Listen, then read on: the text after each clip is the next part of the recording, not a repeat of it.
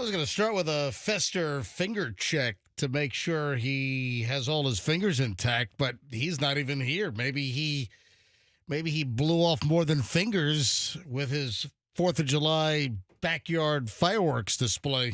Well, he has big sausagey fingers, so he could afford to lose a couple. Big sausagey, fat fruit-cutting fingers. He really does. Have you ever looked at him? If that makes no sense to anybody, what the hell are fat fruit-cutting fingers? That's been a saying in my family for decades, and I can't remember. What does that mean? Does it mean you won't mind if you cut one of them off? No, it has nothing to do with not worrying about cutting off fingers.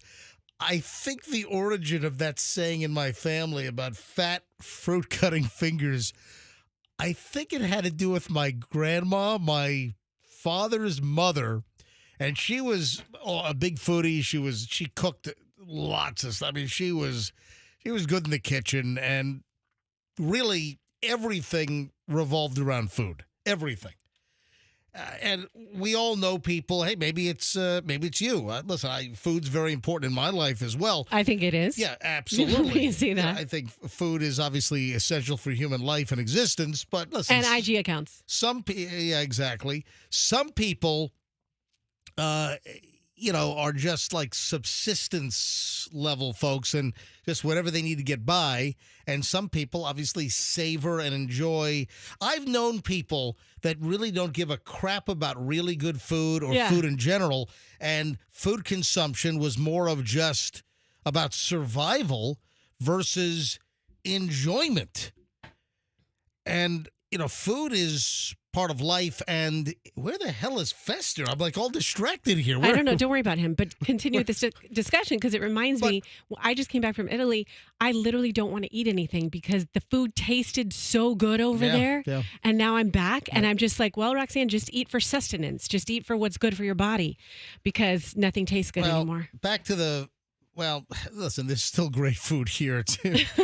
Italy doesn't have a corner on the market of Fester. Oh, hi. Let me guess. You're locked out. You don't have your lanyard around your neck.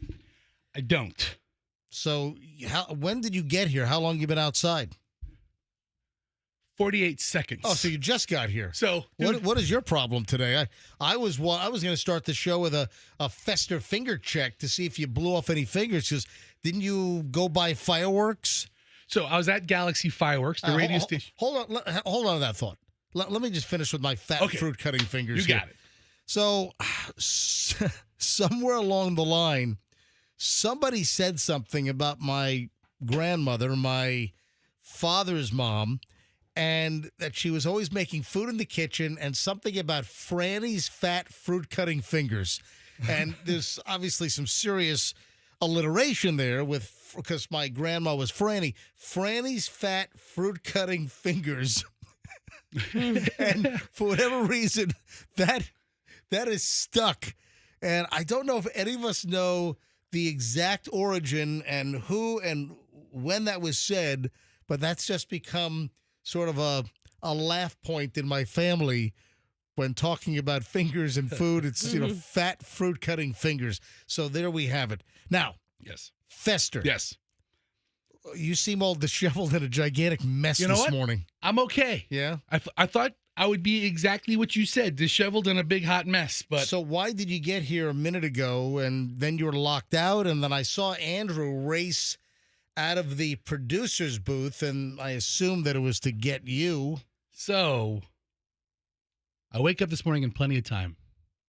I take our stupid dog for a quick walk in the yard. Right, and then he got lost. No, I knew where I was. You had atrial fibrillation. Then I get back in the house. Yeah. Sit on the couch. Oh, you fell asleep? Fall asleep sitting up straight on the couch. Gosh, that is a talent. You fall asleep sitting up in the studio. I posted a video of you like 2 weeks ago. So I'm sleeping, sitting up straight on the couch. You can dig that up right here. Go ahead. And then, you know how like things happen or you hear things in real life, but it works its way into a dream? Yeah. Yeah.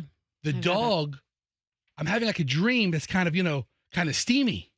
And the dog with is who? The dog is kissing no. my face. Wait. Who, is this you and Allison? Inanimate object. I mean, You were doing it with an inanimate no inanimate specific object? person. No specific person was involved in this, or maybe It there was a sexual dream with no specific person. It was a steamy dream. Steamy. You're doing it with a toaster slot? And, I mean, Was it a that's 2-slot toaster or a 4-slot toaster? 2. All I need is 2. Anyway, so the dog is licking my face during this arousal dream. Oh my! No, okay. I know. It's breakfast time. Yeah, So- it's 6:06 in the morning. I don't know.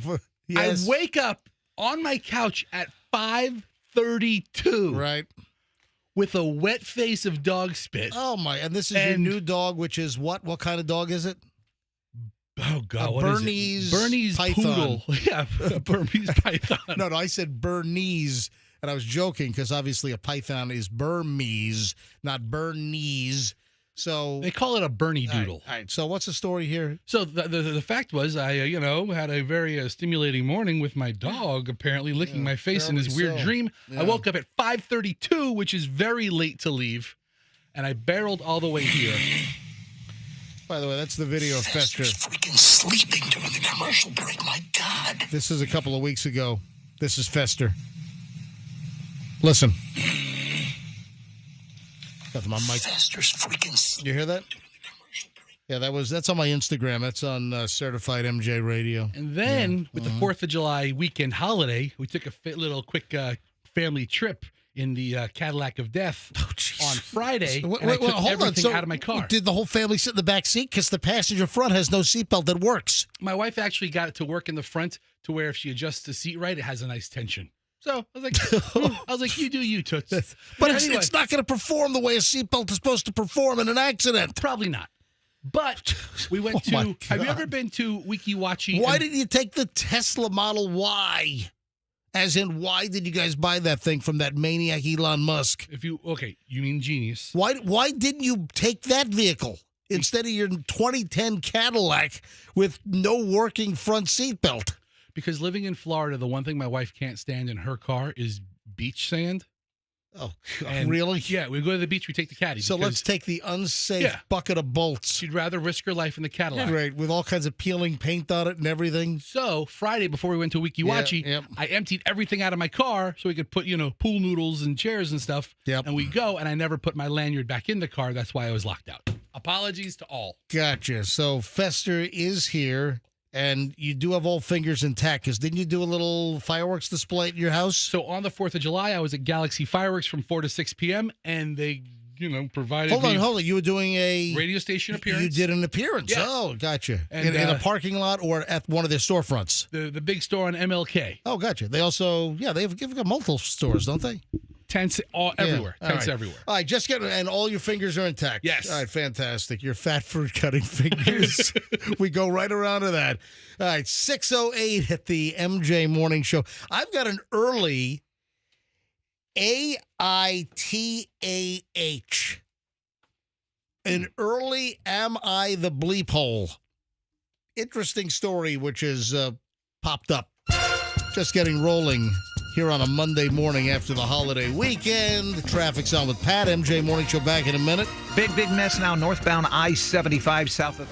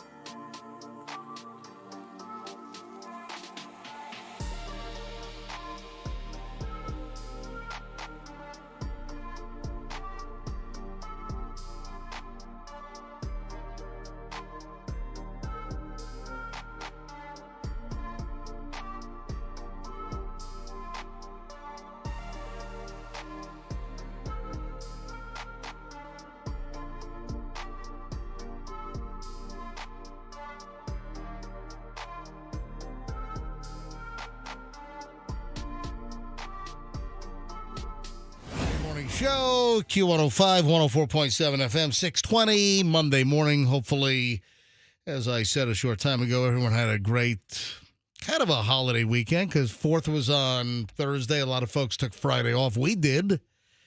A lot of businesses were closed. More office environments were closed on Friday. Restaurants, retail, of course, open on Friday, business as usual.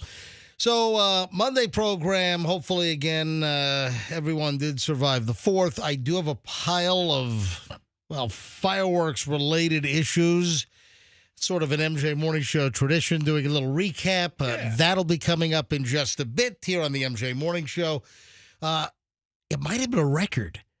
I saw 3 oh crap, I didn't mean to drive over that long bridge U-turns this morning.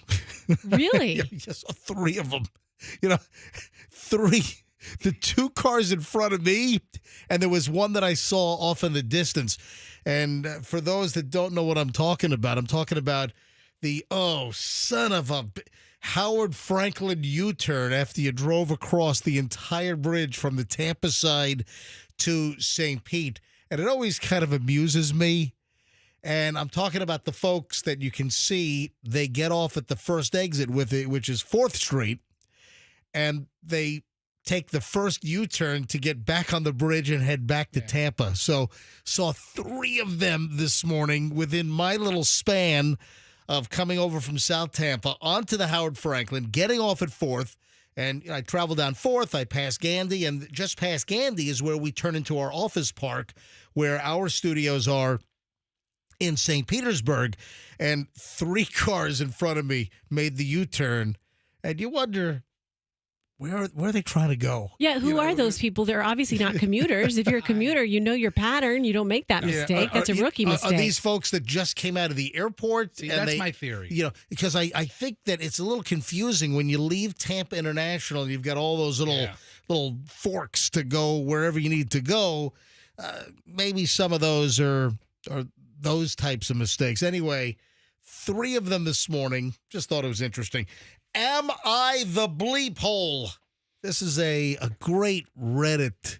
You could probably do a whole show based on just these Am I the A-hole stories. It's it's abbreviated as, the acronym is AITAH. Am I the bleep hole? And people just relay a story of something that happened, and this is the situation, these are the circumstances. Am I the bleep hole in this matter, or is it somebody else? Now, I've said on multiple occasions that I'm sure not all these stories are real, kind of like those advice column stories, like Dear Abby and that kind of crap. I'm sure half of those were made up, or people actually sent in letters or emails and just made, crap up in that. So the question is, how many of these Am I the bleep holes are real versus people just posting stuff and sharpening their writing skills for Reddit? Yeah. That's the question. All right, here's a story. Am I the AH, the bleep hole, for divorcing my husband because of his farts? Oh. I'm sorry. Wow. I'm going to call BS right now. Made up. It's an early edition of this. I truly wish this were a joke. Part of this whole situation is on me for not dating him for a long enough time before we got married, and a big chunk of that dating was spent having completely lost my sense of smell from COVID. Okay. Come on. That fact alone is absolutely unbelievable but true. Side note, I got my smell back. The other wild part is that while we were dating, we hung over at my place mainly, and I didn't carry a lot of unhealthy snacks for him to snack on at night. The fact is very relevant to the story. Oh, sure it is. Once we got married, things went downhill very quickly. He started inhaling as many snacks and as much dairy as possible at night. Sometimes he would go out and get a deep dish fried cheese loaded pizza and devour it at 11 p.m. after eating an entire bag of greasy chips and like 27 pieces of taffy and a glass of milk or 3. At first, I thought it was just a bad fart here and there. But as the nights progressed, I realized that the bad farts were becoming a nightly nightmare. I'm calling BS on this entire story. It's a funny story. Yeah, it is kind of is. funny. I think she could divorce him just on the gross, like picking out before bedtime rather than the tooting. I know what normal stinky farts are, even bad sulfuric farts, but Oh my God. these are not simply either of those. These farts are incompatible with life itself. Okay, this person just wanted to write about gas. I love how descriptive they Yeah. are, though. These farts are incompatible with life itself. That's very well written. That gives you a description that I think nailed it. Okay. This goes on for like 2 more pages. I can't do the whole thing, but That's fantastic. This brings up a story we may have done in the past, that there's some evidence that smelling farts has health oh, benefits. geez, we've never done that. We haven't? No. Well, I feel like it's something we would do, No, don't you? What now? You're imagining content on the MJ Morning Show? It just seems like right up our alley. Yeah. Roxanne, I have great news for you. Literally right up our alley. I've been contributing to your better health, low key, for the last several years. Let me read a little more here. The first time one really hit me in the face, I projectile vomited.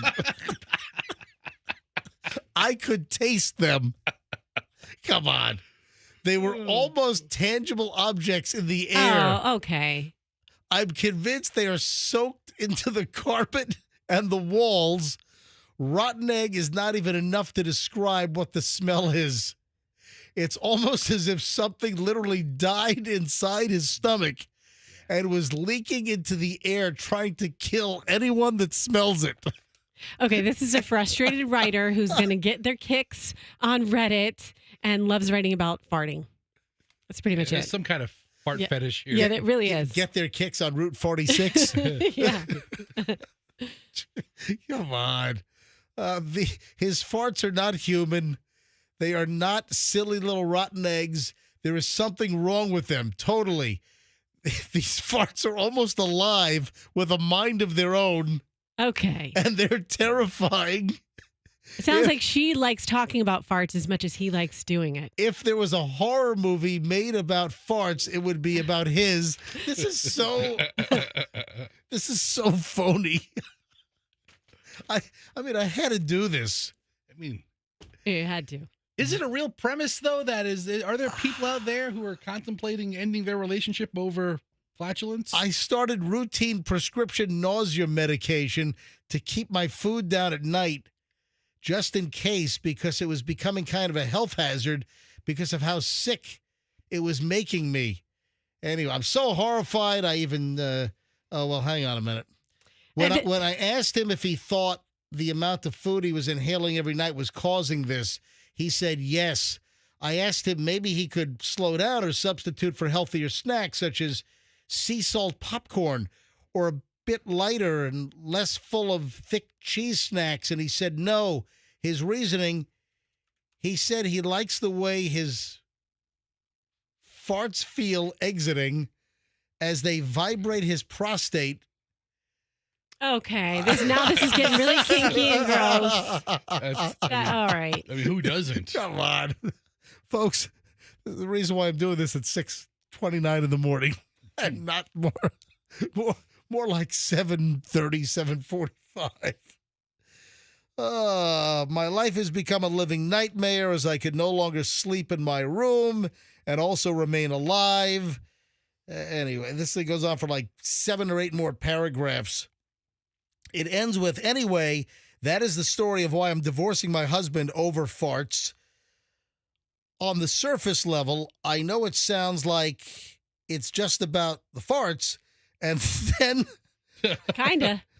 And then I'm just a really shallow wife, but I think it's actually so much deeper. It just is hard to explain how. Now, there you go. I think she did a pretty good job explaining. Pretty graphic. Am I the phony ass bleep? Mhm. I think it's a totally phony story. I think she has the right to divorce him just based on him saying that he likes how a toot vibrates his butt. Those are facts. Oh my God. So, That's the reality. anyway, there is entertainment to be had in the Reddit group. Am I the bleep hole? Because I think some of the stories are real, but I think plenty are just people just coming up with concepts and kind of like the crank calls of internet message boards, you know? Yeah. It's like the crotchety old man call, just doing, phony, prank phone calls. Just trying to get somebody. Yeah, trying to come up with a phony scenario to really stick it to somebody. All right, 6:31 at the MJ Morning Show. Early morons in the news. A great pile of idiot stories roll next. I am always thrilled to talk about international.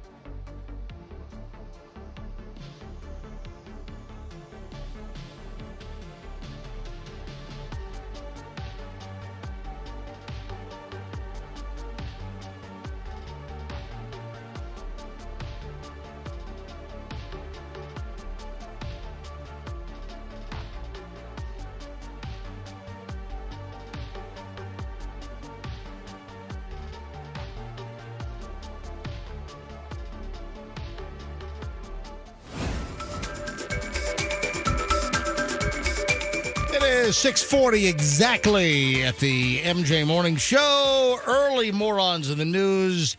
Why the bleep-eating grin on your face like you're the cat that just ate the mouse over there, Fester? What? You know what?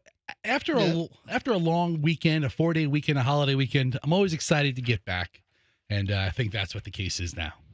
You're just sitting there giggling and smiling because you're so ecstatic to be back? It's my first Morons in the News in 5 days. I'm looking forward to it. Oh, man. I'm not buying it. Oh, you know, I just was looking at my pile of stuff over here.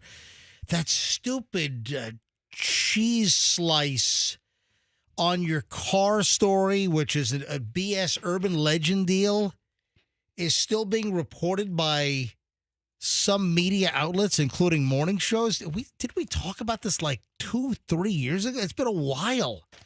All right, if you don't know about the cheese slice on your car, folks, don't worry about it. It's a phony story. I'll explain in just a bit. First, speaking of morons in the news, we've got a pile of fireworks stories, which we'll get. That's a whole separate segment. So we'll get to that coming up in just a little bit. And you're not going to believe some of the stuff we're going to get to in just a bit. All right, first, early morons in the news. Dade City guy arrested for DUI, not having a license, and sideswiping an FHP patrol vehicle.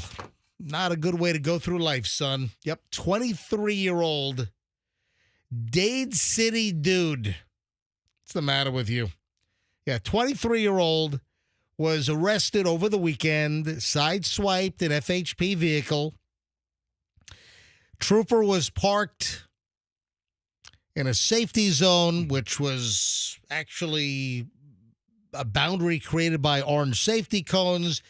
He was investigating a crash. This was southbound I-75, about a mile south of State Road 54. Also, 2 road rangers and other vehicles on the scene. So, I mean, all these flashing lights. Oh, let me, regarding the road rangers and the MJ Morning Show, friends of the road rangers. In fact, we got a couple of road rangers that regularly call into the show. Yeah. You know, we have something kind of traffic related.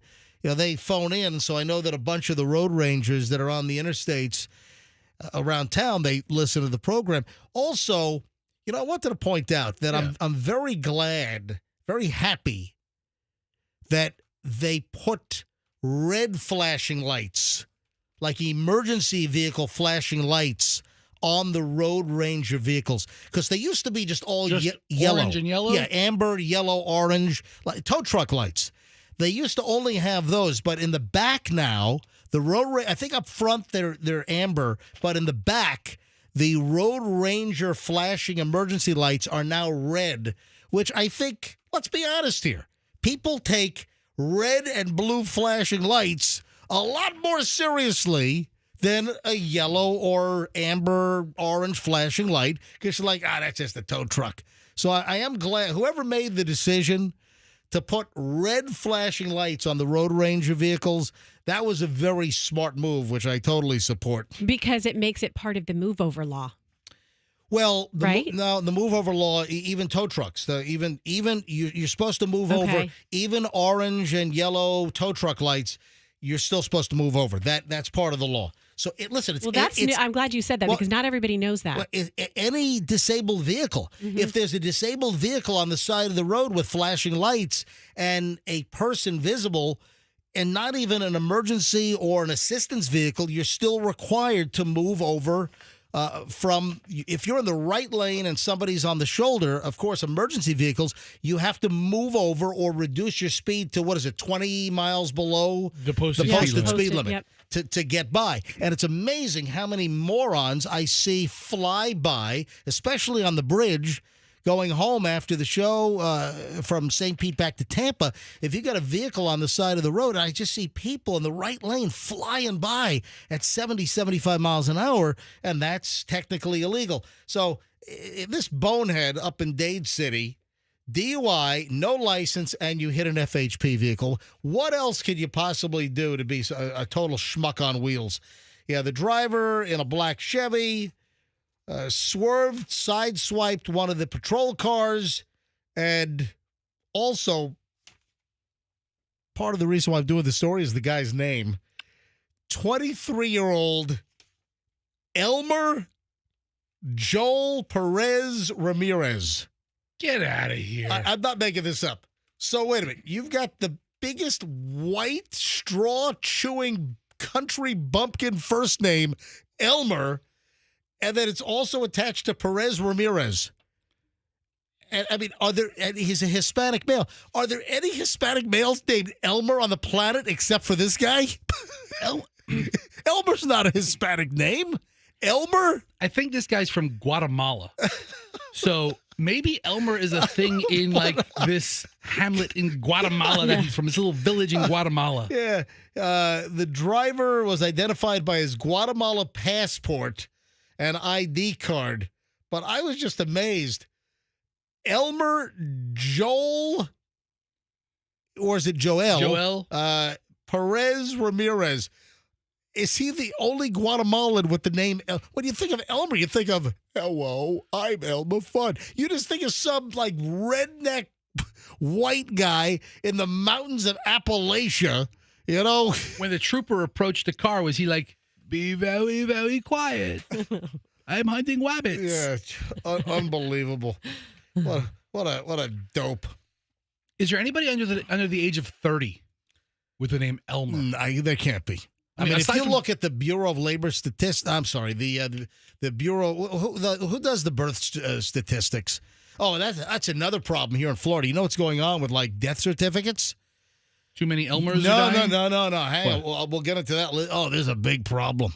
I don't know if it's been rectified yet or rectified, but there's a big problem. If you make glue in your family, then you usually Elmer's a big name in your family. Yeah, yes, and obviously Elmer's glue, and that guy was the biggest bumpkin redneck on the planet, Mr.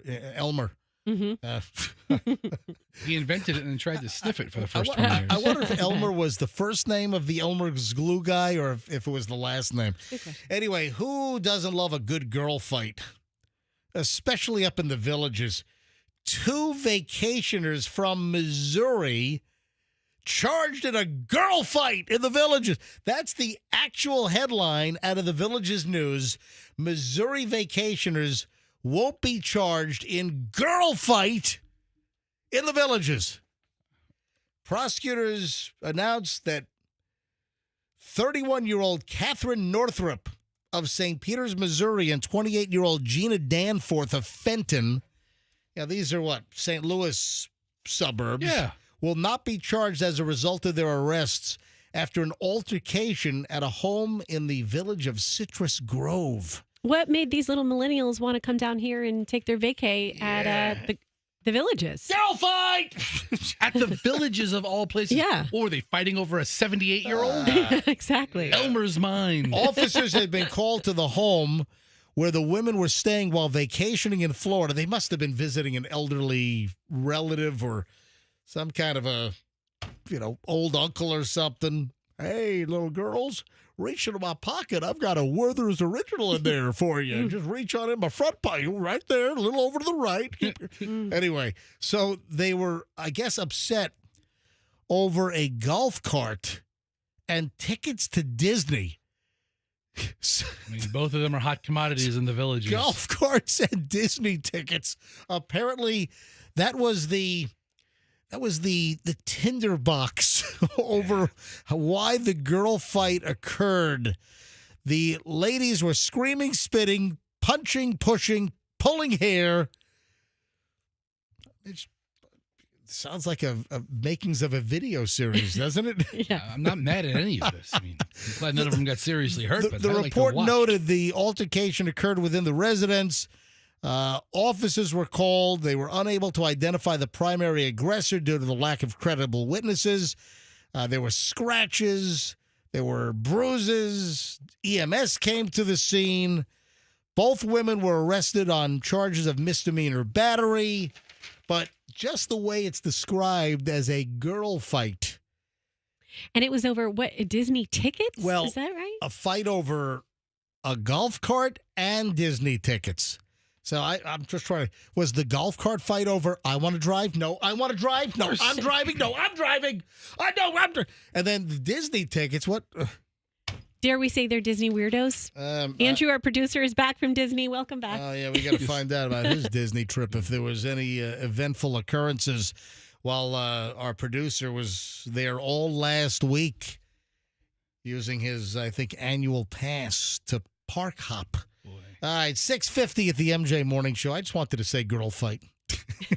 I mean, how often in media? Girl fight. How often, like on TV news websites or on TV news or on other news sites, how often do you hear 2 women get into a fight and it's described as a girl fight? Not enough. No, definitely not. You heard it in high school. Is that a little It's a fight, sexist? it's a girl fight. Yeah, is that a little sexist though?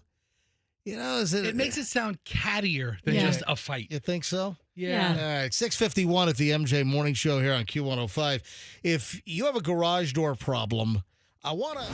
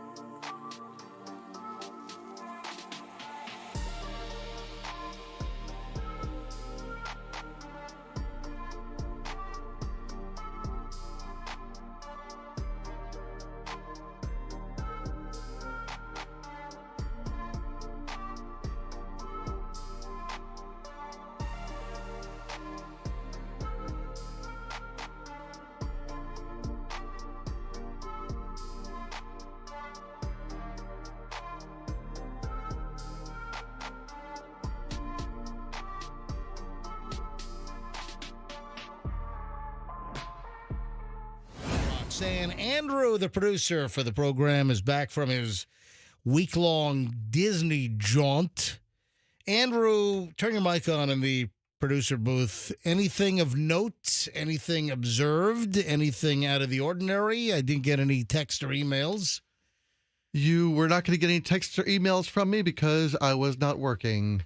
I like it. No, Yeah. but I Yes. thought... It's weird. I'm not used to it. All right, well, and guess what? Andrew was able to enjoy his vacation uninterrupted. Well, not exactly, but...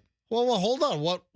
Who went through... Oh, did Ryan text you with some things? Only daily.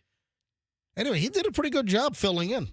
So, I mean... That's what I'm told. Yeah, I mean, he did a decent job. I mean, nothing really broke. Nothing really fell through the cracks. I was happy with the dude's performance. Good. Because typically, Andrew... You trained him well, Andrew. Yeah, Andrew typically is just annoyed and bothered incessantly during vacation. And this time it sounds like it was kind of minimal. I don't think Andrew's taken a vacation since we've worked together on the show. No. All right, 7:03, a couple of things I want to get into. The urban legend regarding the dumb cheese slice on your car is coming back around again. And actually, there's a radio morning show which is known by some around the country because it's a syndicated show. I'm like, why are they perpetuating a dumb story that originated like 3 years ago?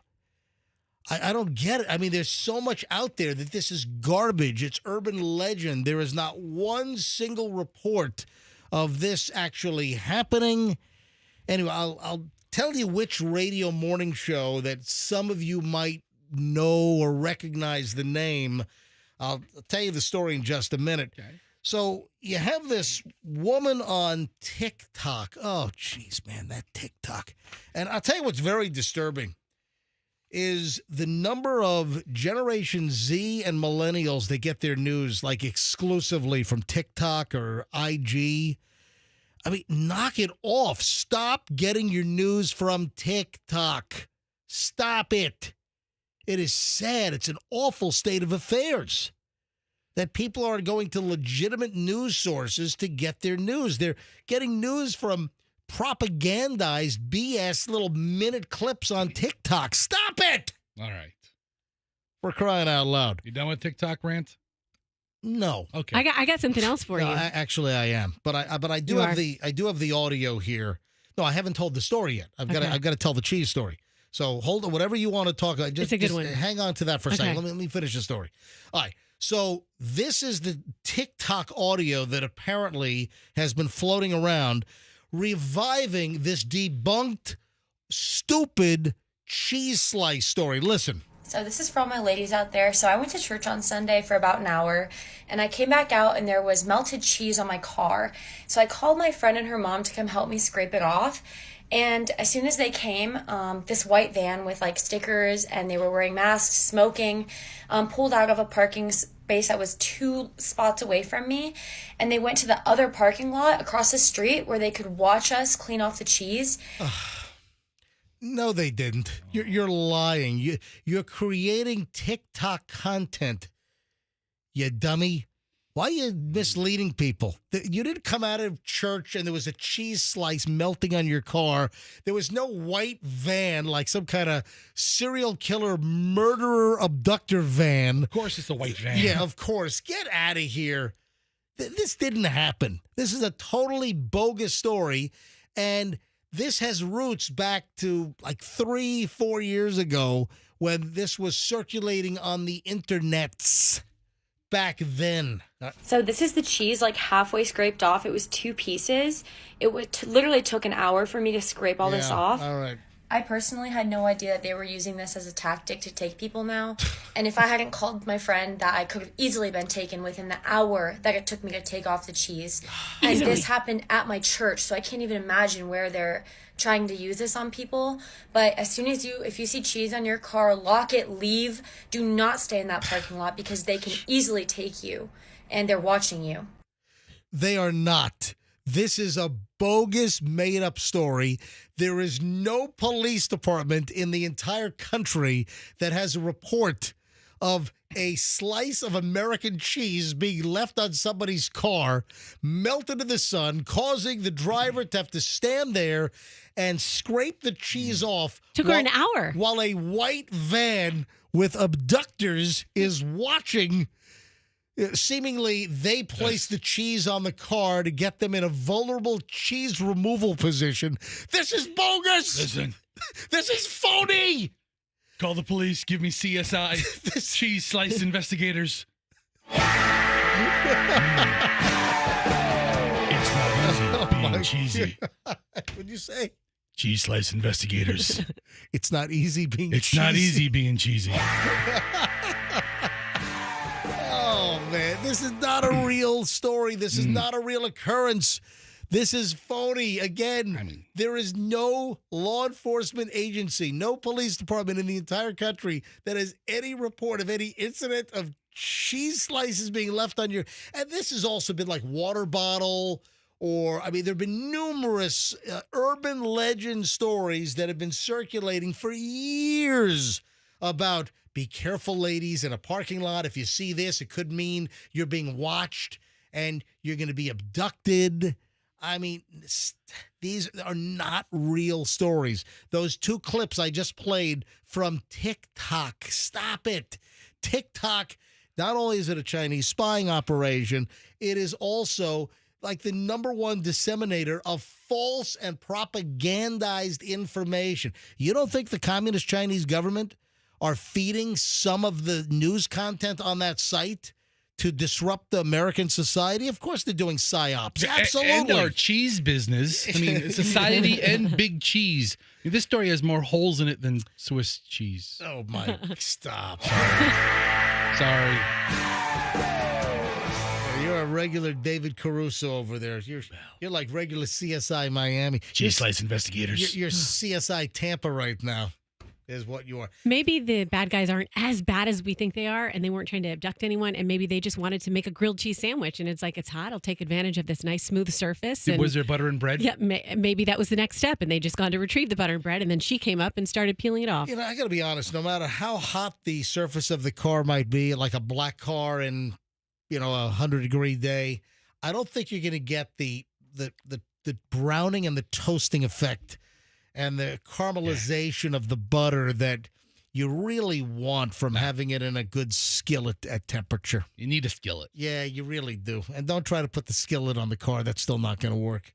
Yeah, phony story. And then what's this morning show that apparently last week was promoting this again? With Charlie and Cheesehead? No, it's Elvis Duran. Come on, Elvis. You gotta. Elvis is a nice guy. I've known Elvis Duran for years. I worked in the same building as him up in New York City.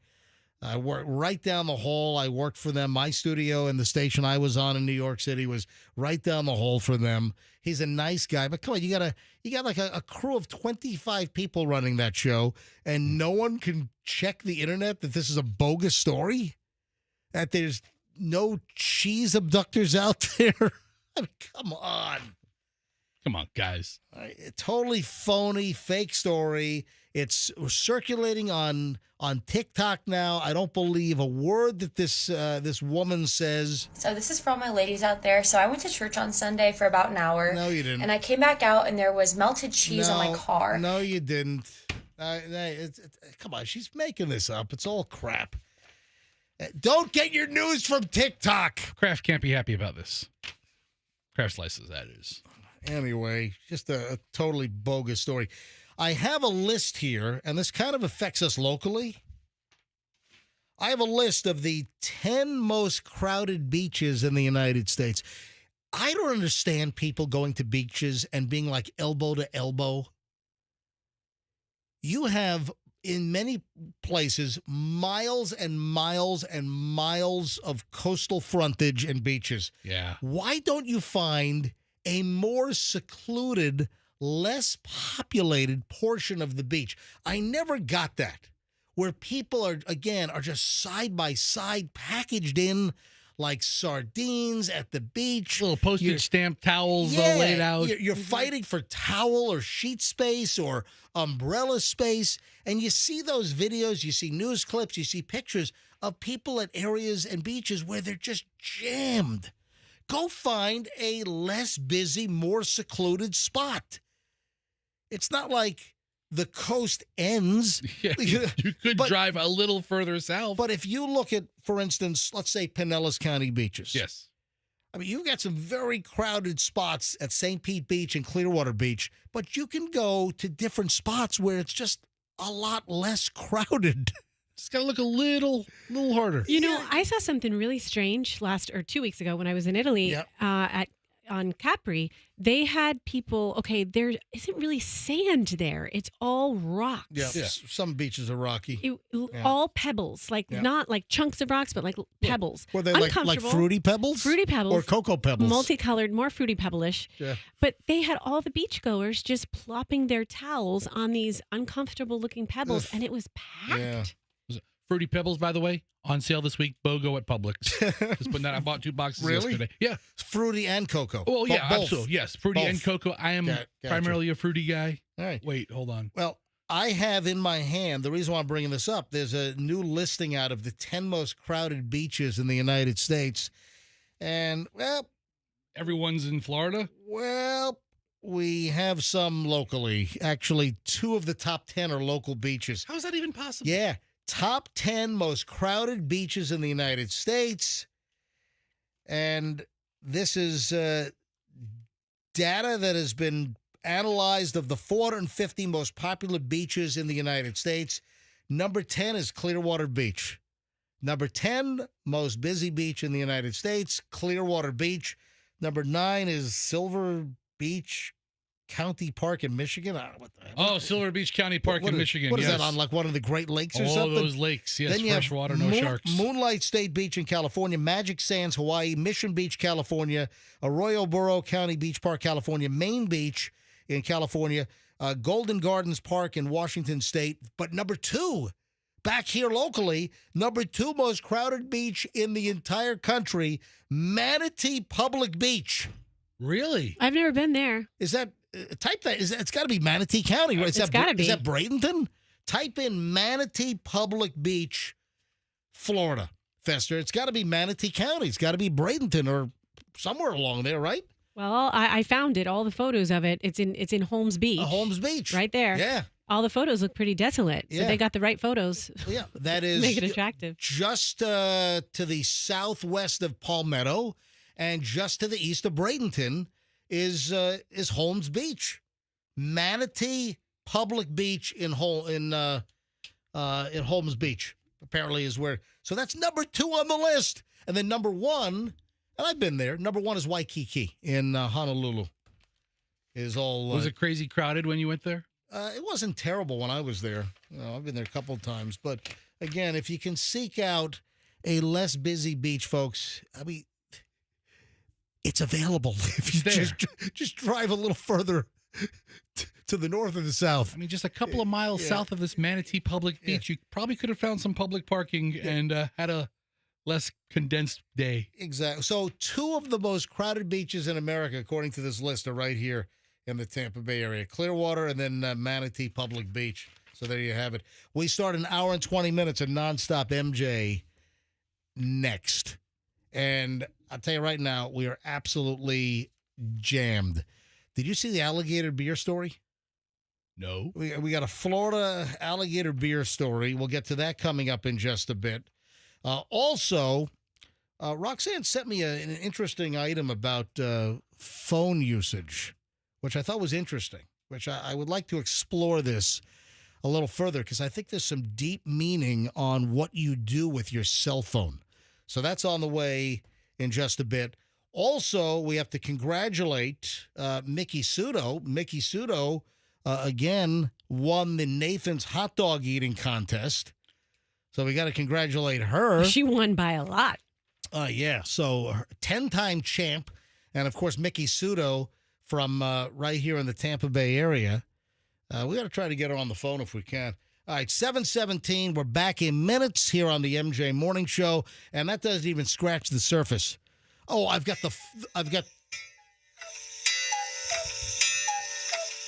You finally have the perfect alarm for you. Why is my alarm going off? You use the cuckoo clock alarm? Yeah, I do. Yeah, I like being jolted awake. Yeah, I have the fireworks idiot stories coming up. Great. And there's a whole pile of fireworks imbeciles. Today's the day, man. Yeah, oh yeah. Shelf life on this is pretty narrow. 4th of July a couple days ago. 4th of July fireworks accidents. Those people are trying to put that stuff behind them now. We'll get to that in just a second. We'll come right back. So right after our break, we're right back. I'm not going to play a song. MJ Morning Show, hour and 20 minutes nonstop is next here on 104.7 FM Q105.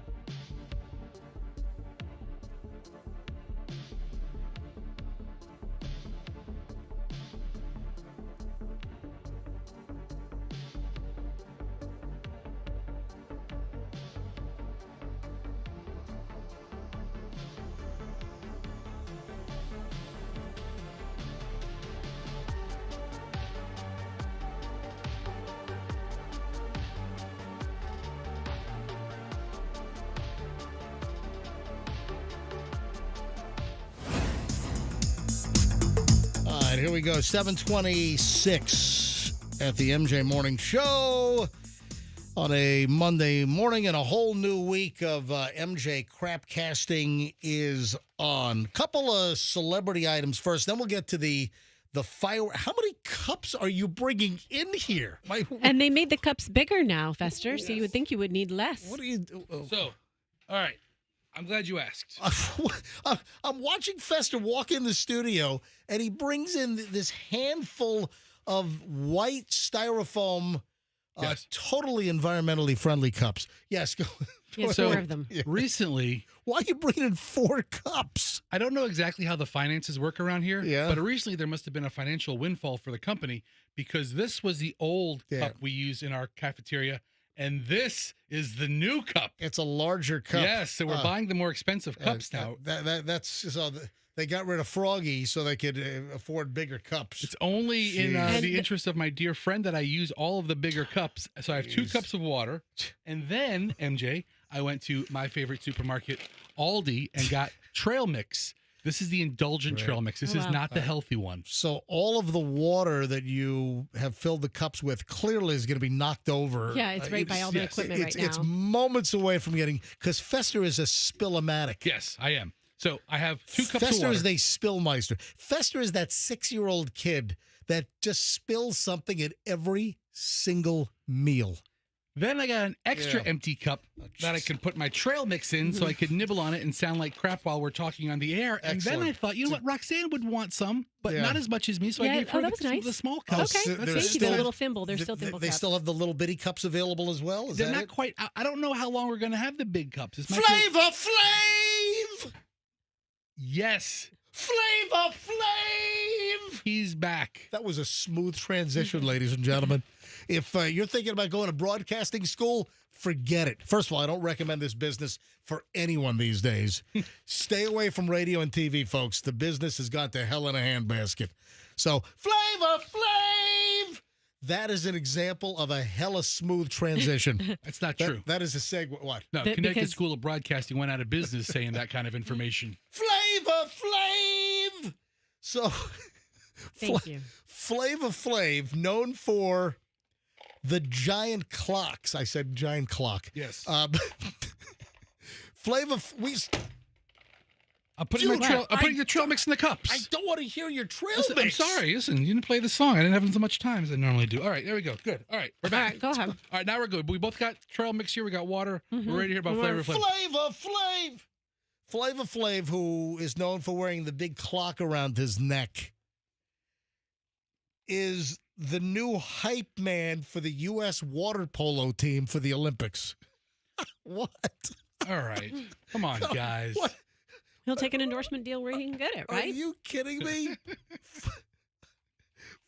Flavor Flav is going to help promote the U.S. water polo team for the upcoming Paris Olympics. I mean, his greatest fame was those reality shows he had, like on VH1, like The Flavor of Love and those dating shows. Do you know how old Flavor Flav is now? The guy is He's got to be 60-something, right? Still walking around with a backward baseball cap, a giant clock around his neck. He's 65 years old. There you go. He's probably collecting Social Security at this point. Although he should really wait until he's 67 to get maximum benefit. But Flavor Flav is 65. What the hell? And now he's apparently been tapped as the hype man. He signed a 5-year deal as the official U.S. water polo hype man. Okay. Is he still connected to Public Enemy? Is Public Enemy, are the bulk of the folks in Public, are they still alive, or they've been all taken out with drive-bys? Do we have any idea? Look into that. Got to do some research. Yeah. So when I come out and I watch this water polo team, USA, yo, I'm going to be the biggest hype man that they ever had in their life. Flavor Flav told the Associated Press on Friday, I'm going to be bigger than any cheerleader that they had in their life. I'm going to cheer this team on. I'm going to cheer this team into winning a gold medal. Flavor Flav! Is that what they want to see in the stands? I mean, you're on the water polo team. You're working hard in the pool. Do you want to see Flavor Flav just swinging his clock around? I would like to have him wear a clock that actually keeps track of the timing of the game. Yeah. You know what? Put him at the scorekeeper's table. Oh, man. And speaking you know how that came about, though? What? The Flavor Flav support and the water polo team? He literally just saw an Instagram post from Maggie Steffens. She was one of the players, and she was making a rallying cry for more people to follow the sport. And he said, I'm here. I'm your hype man. Just literally from the IG post. Now he's got a gig. He's not getting paid by this, are they? You don't think so? I don't know. I don't know.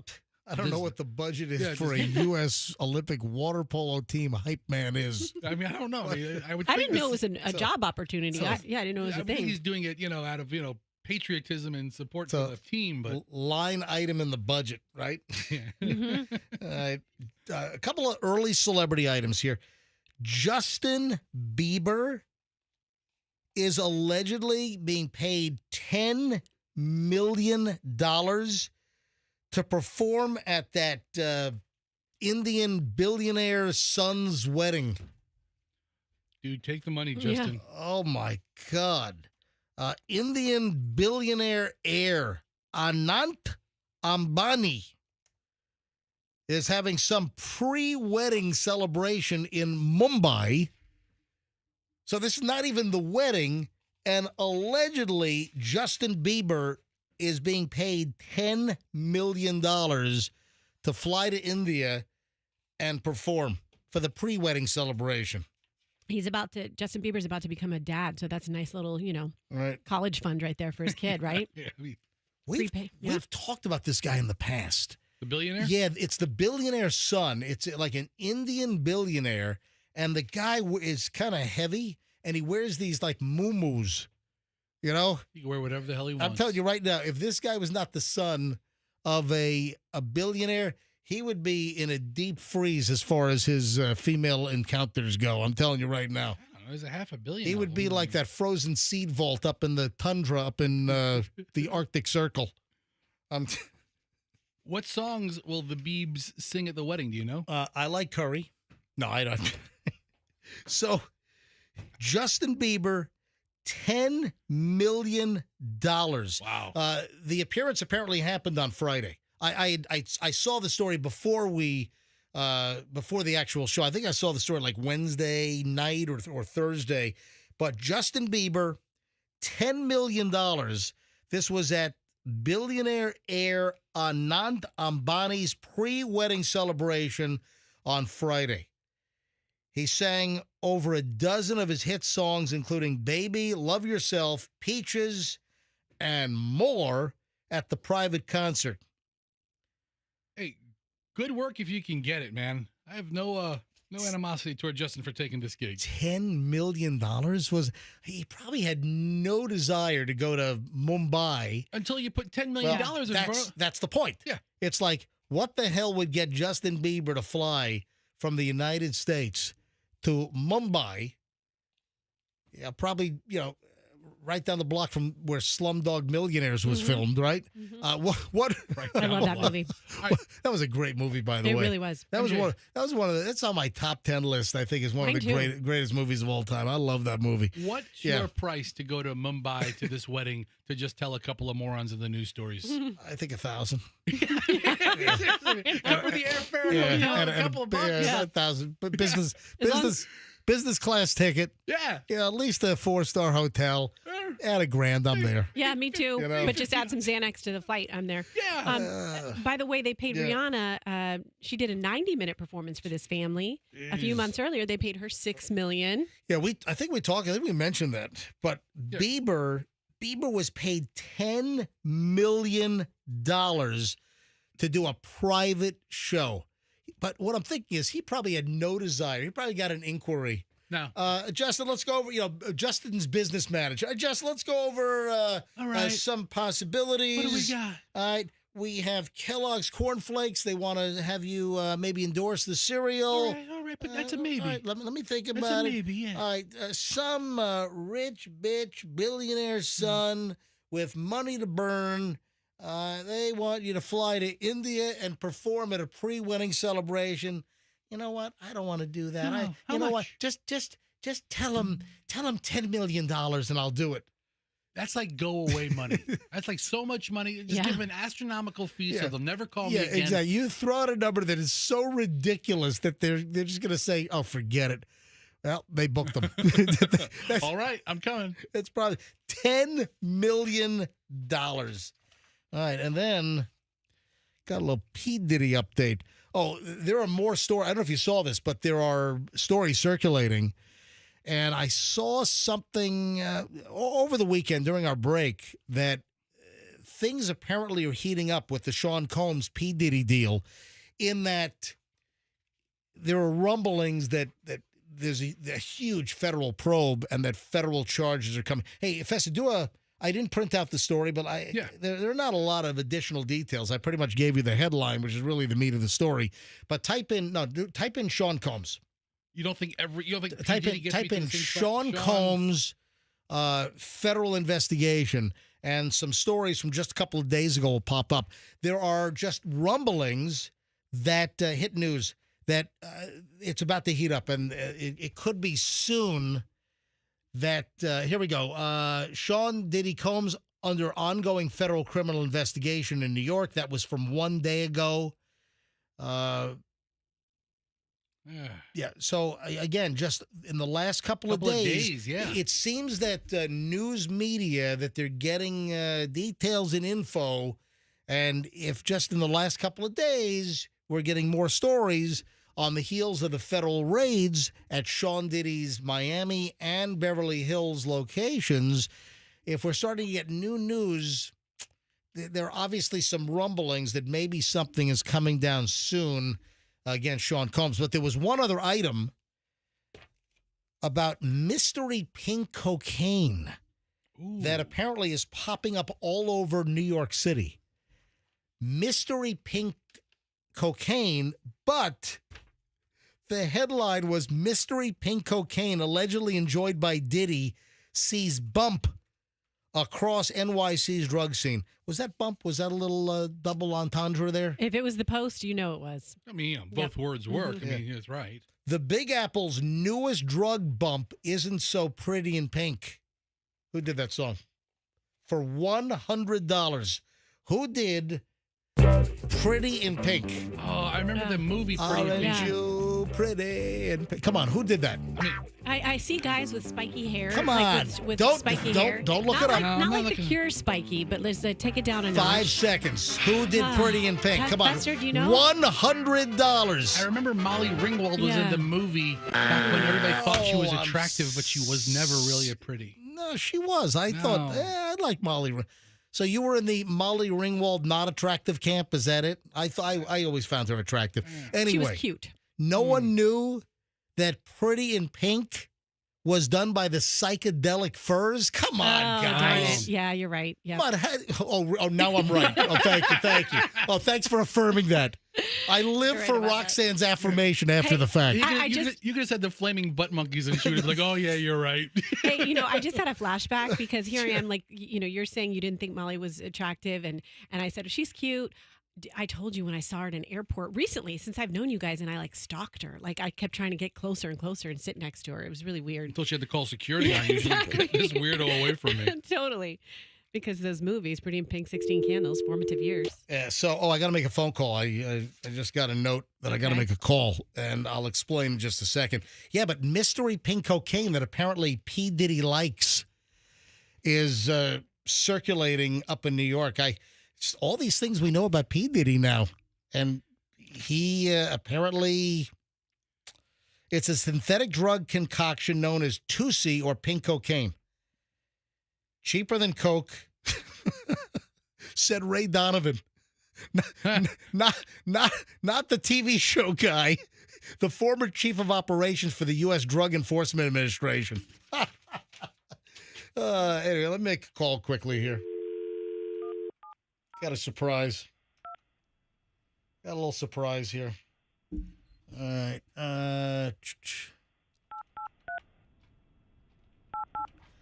right. Surprise phone call right now.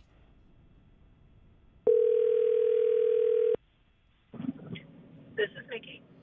Mickey, this is MJ and Fester and Roxanne from the MJ Morning Show.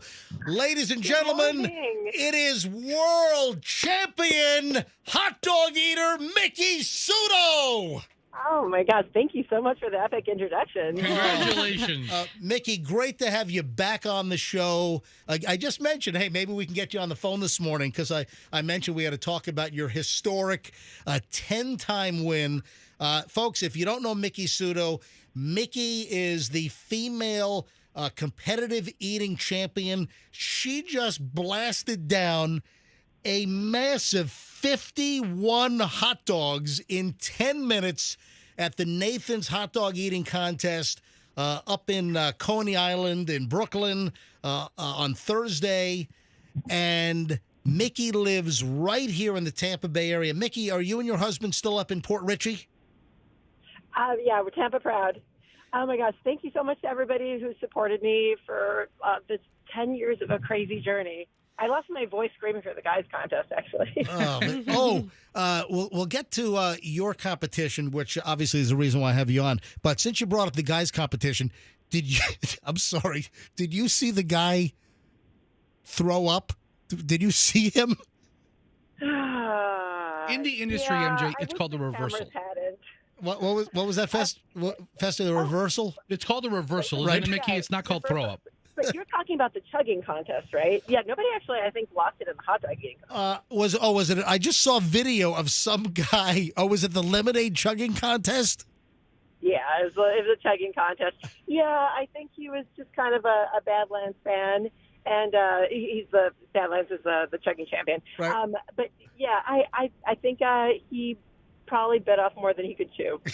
Yeah, so to speak. Hold on. I think Andrew pulled audio. Here's 8 seconds of this guy. Listen. So you hear the music. You hear the crowd going on. the crowd. Oh, the guy, it just flies out of his mouth. Hey, Mickey, anyway, congratulations again. Mickey, you are the 10-time champ, and 51 dogs is just incredible. Is 51 your record? Yeah, I beat my own record, and it's, people ask me how do I do it, and it's honestly because I have a lot of help. There are a lot of unsung heroes in the background who support me through everything, on and off the stage. Like listeners like your crowd right here. Obviously my husband, Nick Weary, my school family at dental hygiene school. And it's just like so many people support me, and that's what really carries me through. Mickey, I saw in one of the videos that I think your husband said something like, "Oh, you're gonna do well on an exam," or do you have an exam coming up? Tomorrow is my dental materials test. So today I have class and clinic, and then tomorrow is like a huge day for me. So you have a big day tomorrow. How are you feeling? Does it take you a couple days to recover after Thursday's big day? Hey, so good to hear from you. Yes. Yeah, I always say about 4 days, and I'm probably back to normal because I always do the Today. I mean, obviously I'm fortunate enough to do the Today Show, having won the contest 10 years in a row. But when I do the media afterwards, my face is so bloated, and I can see it, and I hope everybody else doesn't see it too. But I don't know. I got not at all. They don't notice that. A couple of things I want to know. Do you, and I want to be as delicate as possible, when you eat 51 dogs, or do other competitive eaters, do you keep it down, or after it's all said and done, do you go off to a bathroom or toilet somewhere and try to stick your finger down your throat and get as much of it back out as you can? True or false? Yeah, a lot of people ask us that. I mean, if you noticed, so the guys eat right after the women. So I'm actually on stage for about 3 hours after I eat. So there's no possible way that would happen. Right. I don't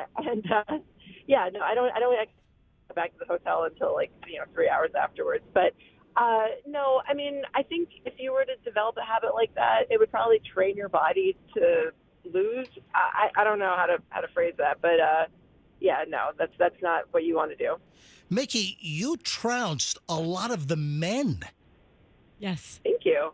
I mean, as far as 51 dogs, you beat a good number of the men that were competing. Yeah, I mean, now, in hindsight, I wish I had eaten more.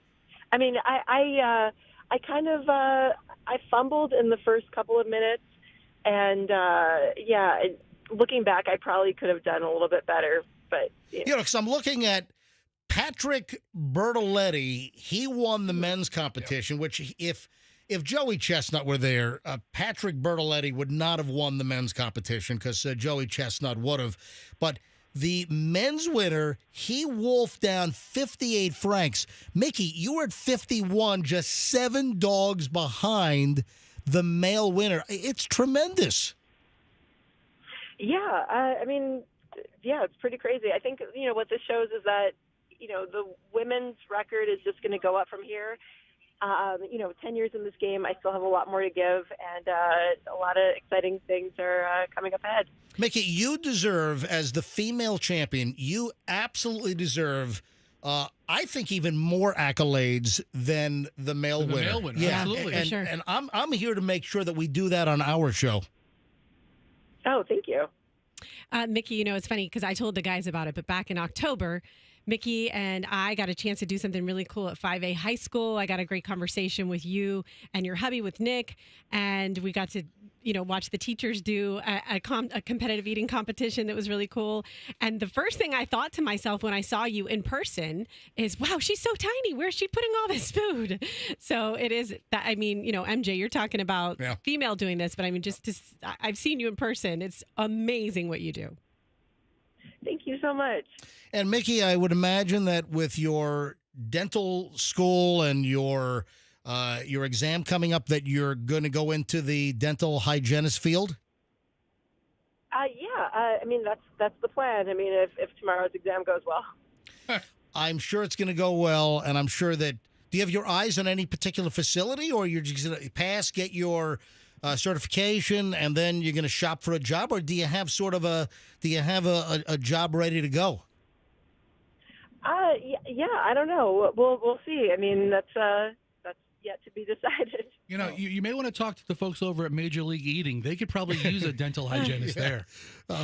Also, I do know a number of dentists. If you need some feet in the front door, I'm happy to help.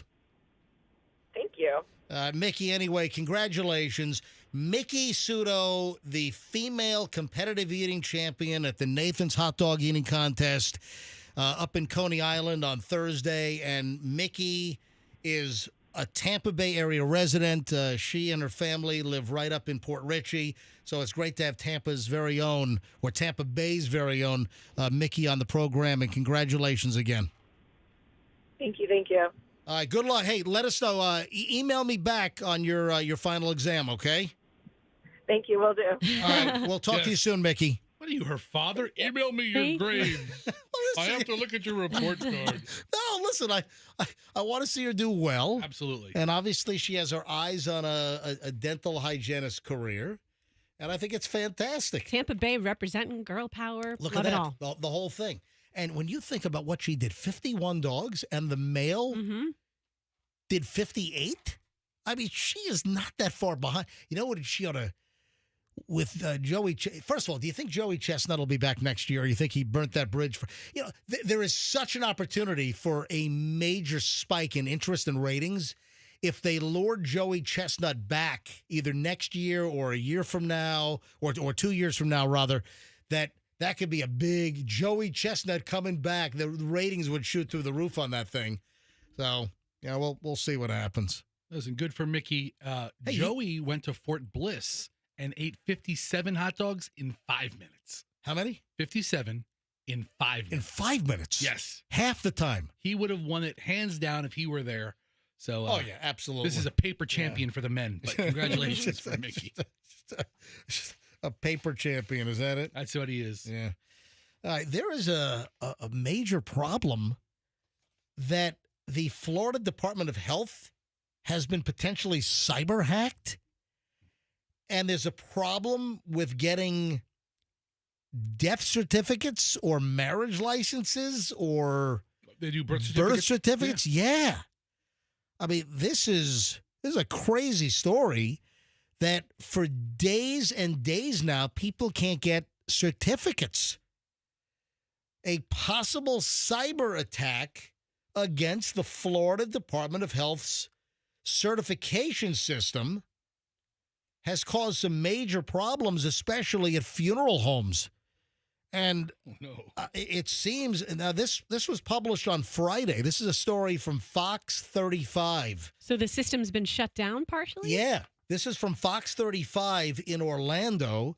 If you want to get married, have a baby, or bury a loved one in Florida right now, you might run into some trouble. The Florida Health Department suffered what it calls a potential cyber incident that impacted its certification system. This impacts families and funeral homes alike. Fox 35 reached out to several funeral homes across Central Florida, learning that this has been an issue since June 28th, and they've been at a standstill since. What are they, piling up bodies? What's happening to all the dead people? That's left families like James Crucci's in a bind.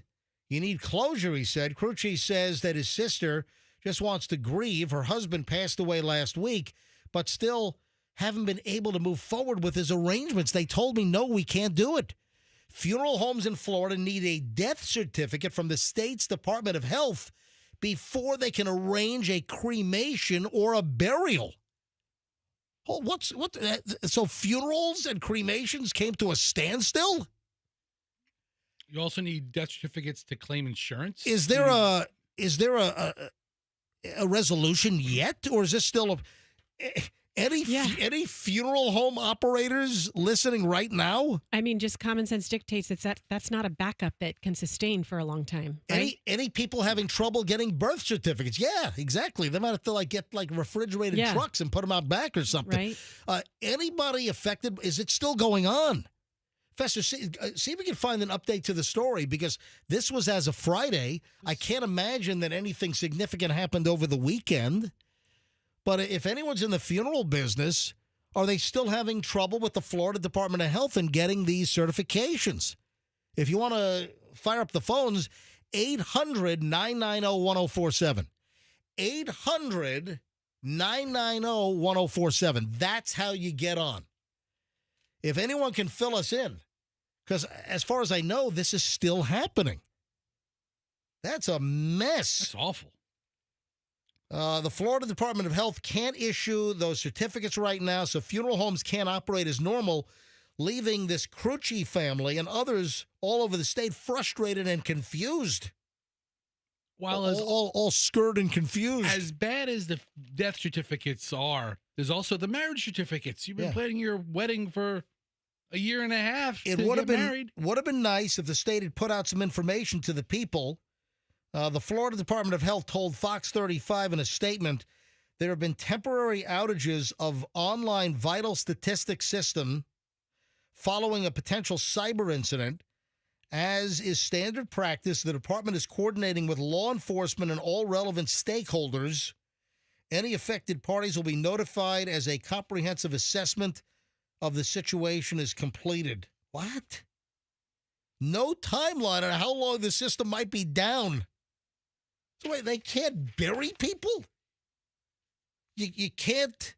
You got to have a certificate. You can't get married. Well, I guess you can get married, but you got to. You would just have the ceremony, and then you'd have to go do the notary stuff after the fact. Get the certificate later. Right. All right. Has anyone been affected by this? Is the system still busted? If anyone knows, 800-990-1047. 800-990-1047. Hey, any funeral homes open now?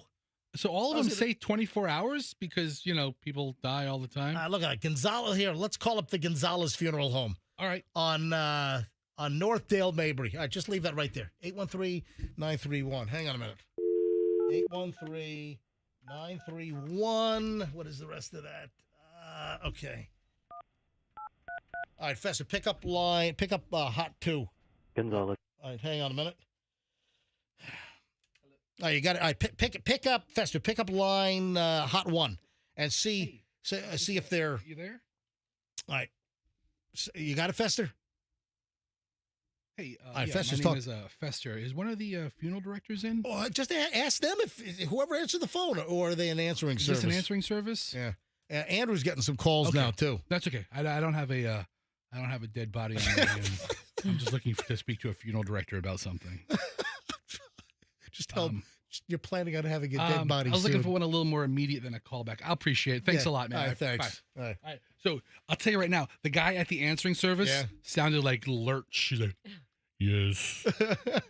Thank you for calling Gonzalez Funeral. I'm like, are you a call service? Yes, I am. Hang on. Andrew said pick up line 2. All right, good. We got somebody. Good morning, MJ Morning Show. Hello. Morning. How are you? Hi there. What's your name? My name is Cheyenne. I'm actually in Florida for my father's celebration of life, since they don't call them funerals anymore. But yesterday... Wait a minute. Who doesn't call them funerals anymore?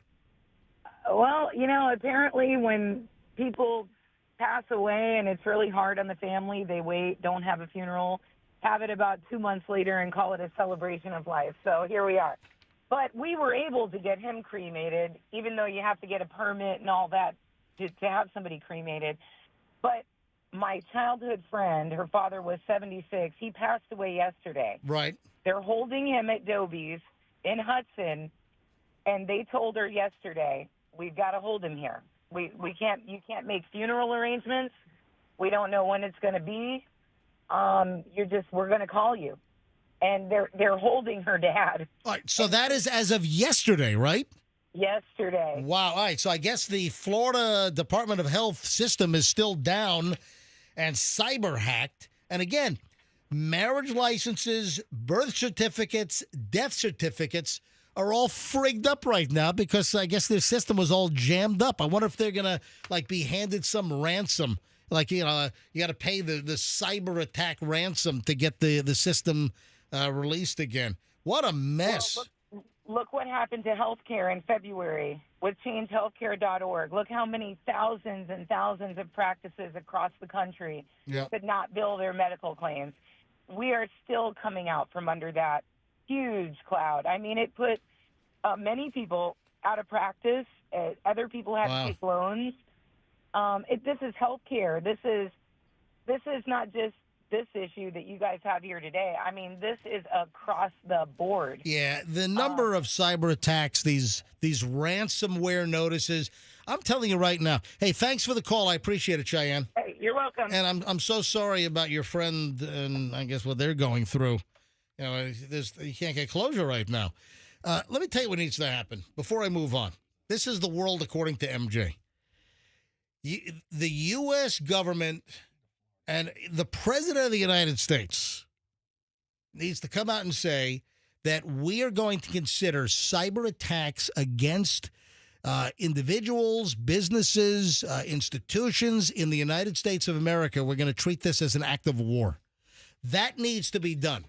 If you cyber attack a business, a utility, some type of infrastructure in the United States, listen, like the car dealership operating system, what is that, CDK or whatever it is, that crippled car deal, like 15,000 car dealerships across the country still being affected by this cyber attack. Yeah, all these car dealers rented inflatable gorillas for their front lots. for the 4th of July sale. They couldn't sell the cars. No.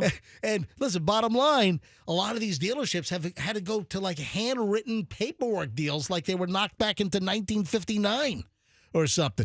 I'm telling you right now, the federal government, the President of the United States, we need to declare that any ransomware, cyber attack, whether it be on the government or in private industry, that is considered a war attack. That is a declaration of war, as far as I'm concerned. I agree with you. And we need to start, going after these cyber attackers.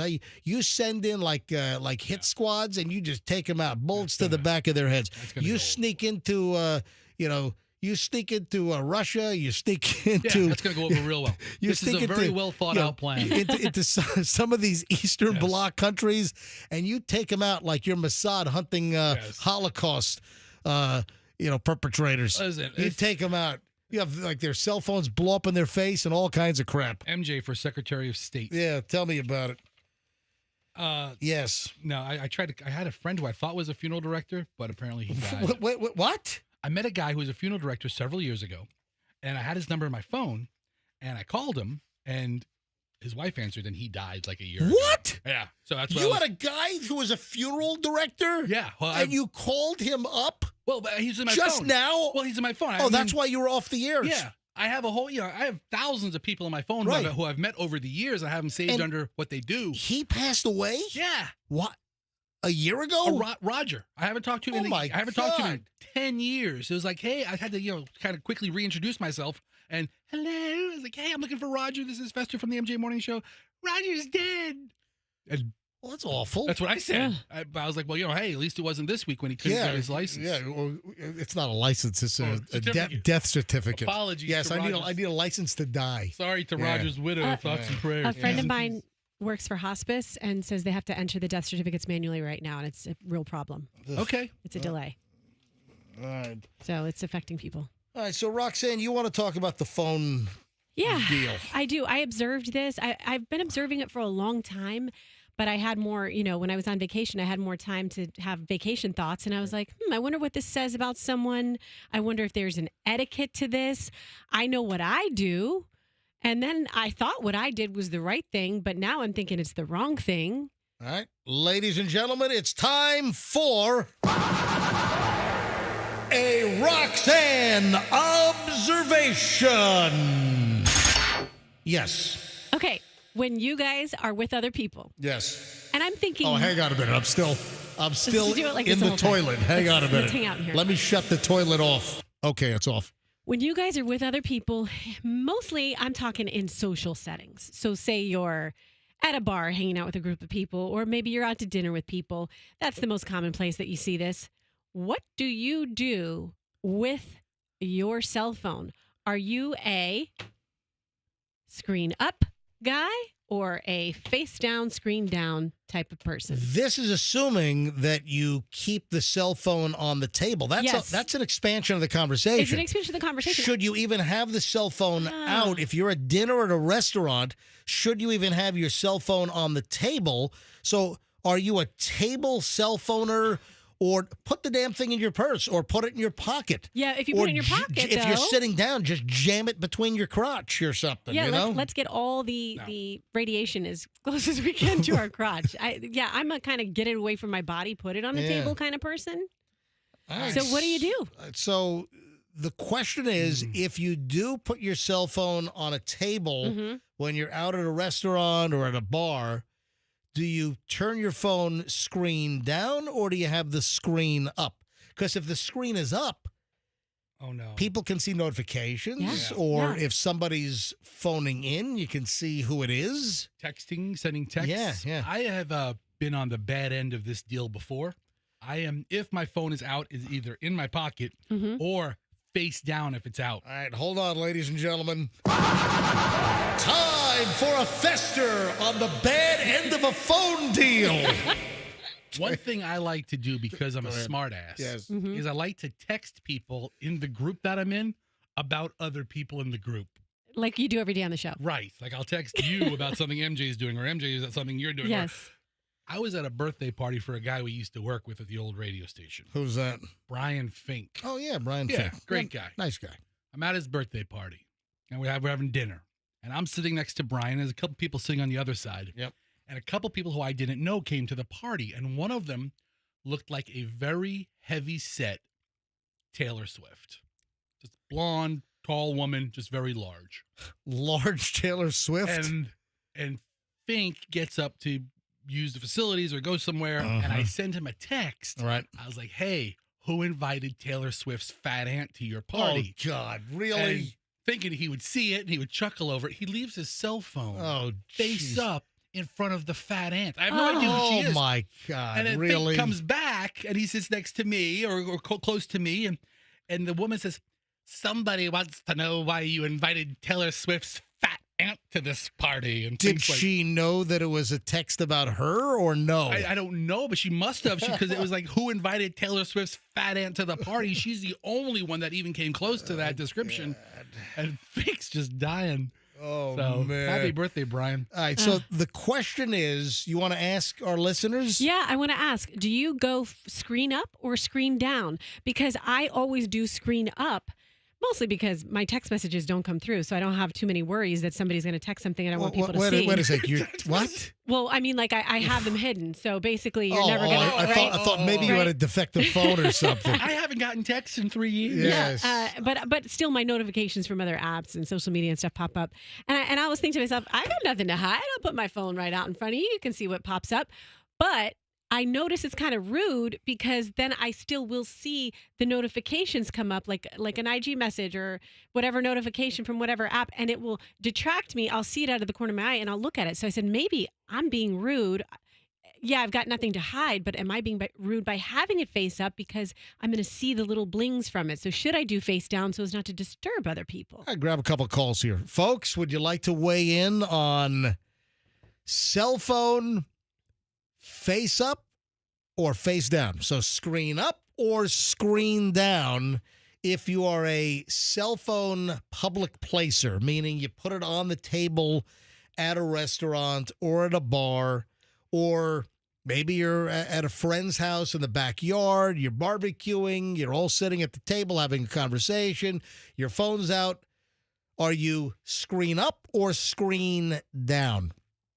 I'll tell you what, in the instances that I do put my cell phone on the table, and I try not to do that. I try to catch myself, but I do screen down.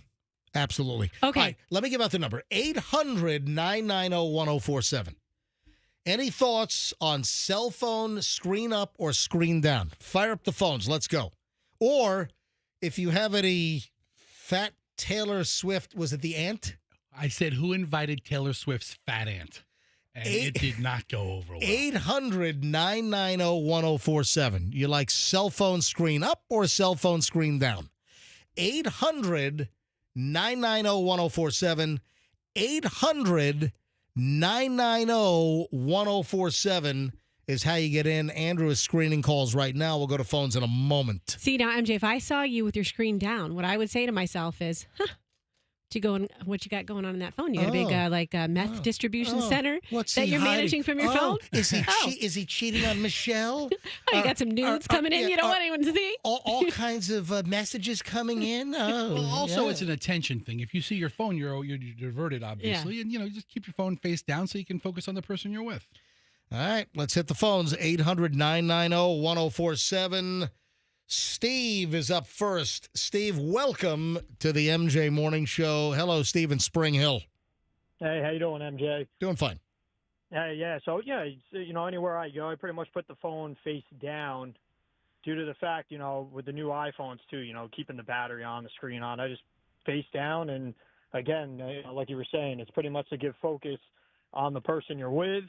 And pretty much no reason to be constantly looking at your phone, seeing what pops up on the screen. So, I just keep it face down. Yeah, that is one of the biggest social faux pas. And listen, I'm not going to absolve myself. I'm guilty of it. We just need to put our freaking phones away and try to go phoneless, have a conversation, enjoy dinner, and just put the freaking phone down. And I'm guilty of it, but I'm trying to make a conscious effort of not having the phone out. Steve, good call. Thank you. Let me grab Kim in Winter Haven. Kim, hi. You're on the MJ Morning Show on Q105. Hi, Kim. Hey, MJ. How's it going? Going well. Listen, I just watched a video over the weekend, and the guy said that if you are really into who you are accompanying, whether it's a friend or a boyfriend or girlfriend or wife, husband, the phone shouldn't be on the table at all. Put it away, put it on airplane mode, and pay attention to the person in front of you. Technology today is just awful. I don't disagree. I think on many fronts, we're distracted by technology. We've lost a lot of our communicative ways, which is kind of ironic because it is a communication device. But you know what it is? We've lost a lot of our interpersonal communication skills with all these damn distractions is what it's about. Yes. I agree. Thank you, Kim. All right, that opens a line. 800-990-1047. 800-990-1047. If you are out, do you put your cell phone screen up or screen down when you're sitting at a dinner table at a restaurant, at a bar, at a friend's house? Screen up or screen down? Or maybe you have a story about screen up and something inappropriate or something problematic popping up on the screen. 800-990-1047 is how you share. Evan is next. Evan, hi. You're on the MJ Morning Show. Go ahead. Hey, good morning. I do screen up, but I do keep facial contact with a person because I know that cell phones have completely gotten out of control, and that's very dishonoring to me, and I apply that to myself. Wow. When you're having dinner with somebody, your wife or a friend, and you're not giving them your undivided attention. Yes, very dishonoring. I just find that very rude. Hey, can I tell you Hey, Fester, why are you being dismissive of Evan? What's the matter with you? Just the word dishonoring is a little, it's very dishonoring. Yes, it's not like you're... Evan, you wanted to say something else? Yeah, I just wanted to tell you a really quick experience about a woman in an Italian restaurant. My coworker, they had a man and a wife come in an Italian restaurant a couple years ago. Yeah. And him and my boss were sitting there eating dinner, and the guy sitting across from his wife on the cell phone, the wife's sitting there nice and quiet, and he's like, yeah, Roger, blah, blah, blah, and he's carrying on for like 5 minutes. She finally, and a couple people were looking at him, a couple different booths. She finally, I guess, got sick and tired of her husband blowing her off, so she grabbed the cell phone out of his hand and dunked it in his ice water. Whoa. And everybody, he said there was about 12 people that just busted out laughing. And he looked at his wife and he was like, "Thank you, dear." Most of the phones these days, though, have the waterproof rating, so I don't know if that was prior to that certification. That was very dishonoring. Thank you, Evan. Have a great one. Let me grab 2 more calls, and then I got to move on here. I have a major mystery that was solved. If you follow me on Instagram, you might have seen the story already, but there was a major mystery that was driving me freaking nuts that has been solved. How about Hope up in Dix Hills, Long Island, New York? Hello, Hope. Welcome to... You know what? I had a buddy from summer camp when I was a little kid that's from Dix Hills. Oh, really? Yeah. Hope, how old are you? I am 68. All right. Well, my friend was Philip Nadell. I don't know if you know the Nadell family of Dix Hills, New York. No. Ah, son of a bitch. All right. So go ahead, Hope. Go ahead. You're on. My opinion is that the cell phone should be put away and not on the table at all. And it's sad to say that when you see families out in a restaurant, the kids are on their iPads or their cell phones. The parents are on their phones. Nobody talks to anybody anymore. Yeah. Isn't that great? You go to a restaurant and you see a whole family. They're all looking at their screens and no one is saying a damn word to each other. Yeah. That's right. Yep. Hope, thanks for the call. All right, one more on this. Michael in Tampa. Michael, you have the final word on cell phone screen up or down here on the MJ Morning Show. I would have to say it depends. The reason why I say that is because if I'm with my friends, and I'm with, like friends, real comfortable with family, stuff like that. I don't think it's disrespectful because we're talking about the same thing on my phone that's on his phone. Now, if you're in a job interview at a restaurant, then absolutely put it away, turn it on silent. If you with someone, your mother, your father, where at a restaurant, where you're trying to catch up, then I think it's important that you give them your undivided attention if you're not with them. Yeah, listen, I agree. And then also what you said about being on a job interview, yeah, don't even bring your phone into the job interview. Can you imagine if you go for a job interview and you're on your phone the entire time, or you're getting interviewed and your phone is buzzing or vibrating. Hang on a second, let me get this. Hang on, I got to. Well, if it looks like you're in demand, hey, these are other people who want to hire me. Michael, thanks for the call. Have a great day. All right, I have a mystery that was driving me nuts. And then suddenly the mystery has been solved. It's the case of my missing gym shorts.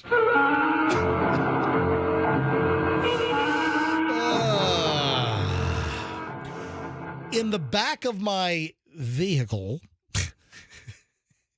sits a pair of gym shorts. Now, I got a couple. I've got a pair of black Under Armour.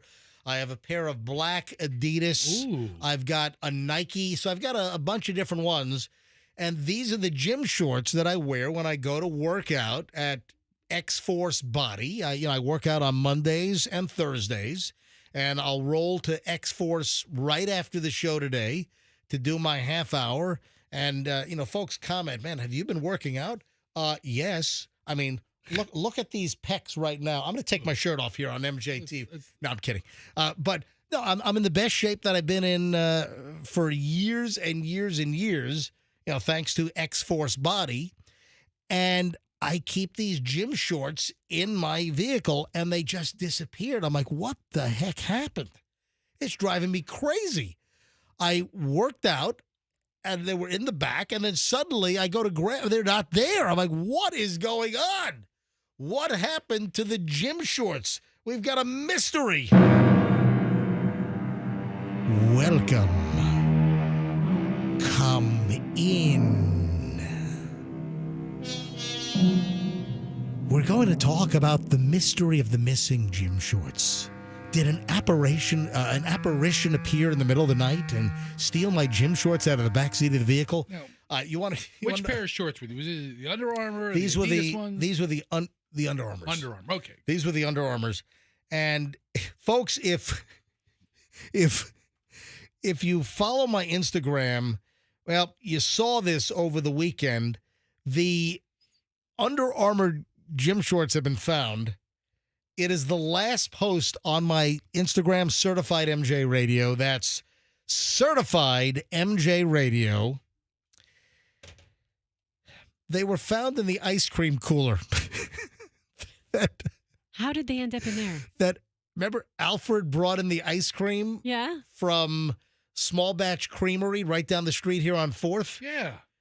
All right. So, like 2 weeks ago. Yeah, friend of the show is Alfred. He's the owner of Small Batch Creamery, a great ice cream shop Very sweet man. down on 4th and like 54th area. You disgusting man. All right, so you are a disgusting person. Hey, hang on. Oh my God. Just wait. Let this me tell is something so gross. I wouldn't even do this. Let me tell the story. This is awful. It wasn't intentional.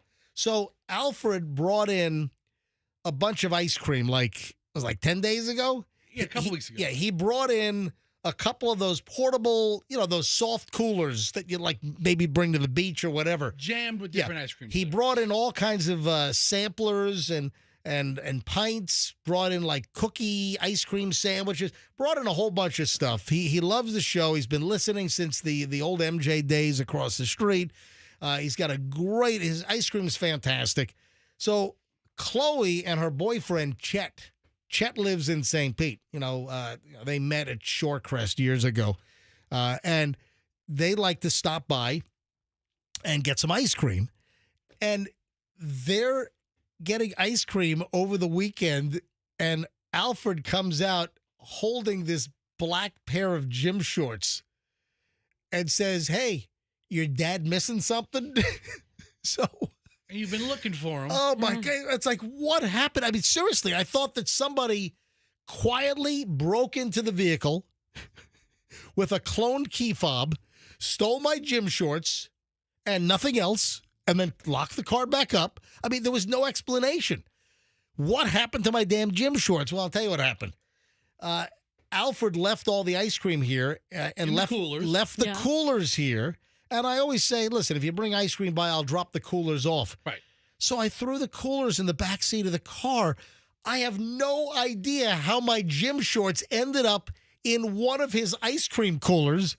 I dropped them off at his place, and then I guess he went into the coolers just a couple of, days ago. Another delivery. And then said, "What is this?" I got gym shorts in the ice cream cooler. How gross is that? You must have taken them off after a workout and just tossed them back and then rode home in your underwear. Well, I do. Well, at X-Force Body, they have some lockers, and I take my regular shorts off inside there. I put my gym shorts off or put them on, and then I take them off, and when I go back to the car, I just toss them in the back seat.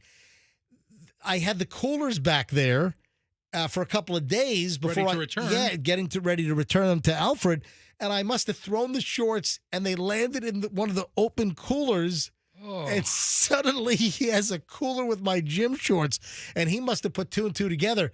Oh, MJ had these coolers that he brought back to me. They must be his gym shorts.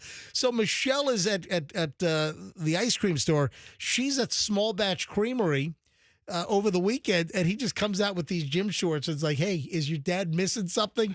So there's a picture of the owner of Small Batch Creamery on 4th in St. Pete holding up my shorts in the middle of the store. Oh, my. How disgusting for Alfred. The picture is on my Instagram at Certified MJ Radio. That's Certified MJ Radio. And as my caption reads, he just, this doesn't affect the ice cream, obviously, if they make Obviously, it's not the ice cream, but he has to disinfect that cooler. Well, hold on. It's even bigger than that. Oh. So Bigger butt. The deal is that obviously he uses these coolers if he's like taking quarts or pints of ice cream somewhere to someone. This is what I captioned it.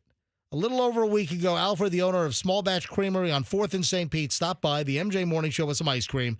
I returned his delivery coolers to the store a few days later. My gym shorts have been missing for over a week, and guess what? Alfred found my shorts, which fell into one of the coolers. Alfred wants everyone to know that the cooler has been incinerated in the parking lot with a Vietnam-era U.S. Army surplus flamethrower. Good. Yeah, so the cooler has been incinerated and reduced to ash. You owe him like $35 now.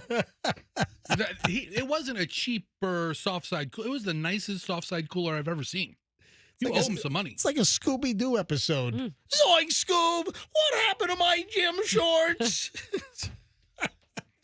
The mystery of the missing gym shorts has been solved. Another observation. So Julian was home for a number of days. He flew in on Wednesday.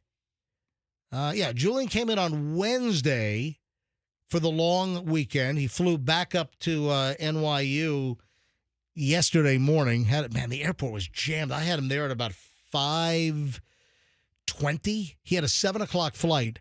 And, man, I tell you what, 5 o'clock hour, Tampa International was jammed yesterday. And, of course, Sunday, busy after 4th of July, busy travel day. So, Julian, we really didn't have any dinner plans for Saturday night.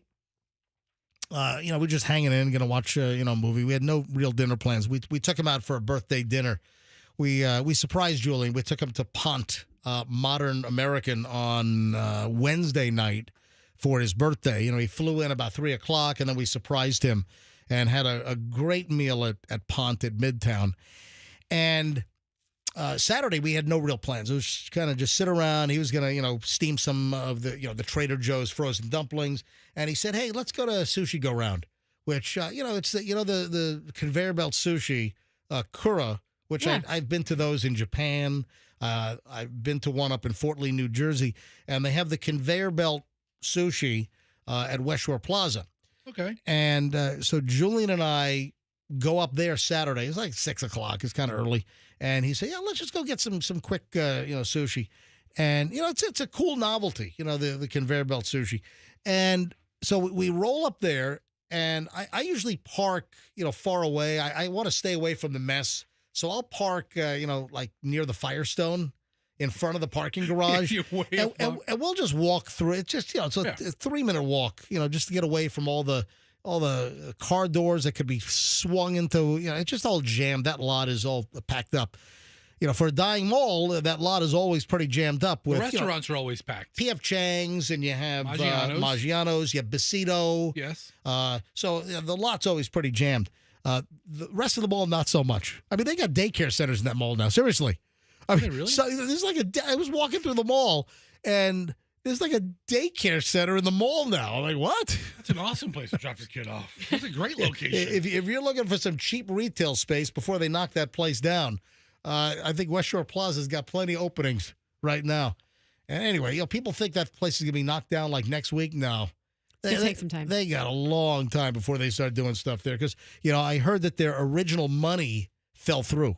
So the original money that was slated for that project, that deal fell through, and they were trying to find other financing for the huge new West Shore redevelopment. So here's the deal. We're walking from near where the Firestone car dealer tire shop is, and under the parking garage, and then we're walking in front of Besito, and then right in front of Maggiano's, and you had cars there lined up for curbside pickup, where they have numbered spaces like 1, 2, 3, and the cars pull up in front of Maggiano's to take out, and then the people from inside, from Maggiano's, they bring your food out. So we're walking by as somebody is getting a delivery from a Maggiano's employee. They roll down the passenger window, and my God, the blast of marijuana smoke was like nearly incapacitating.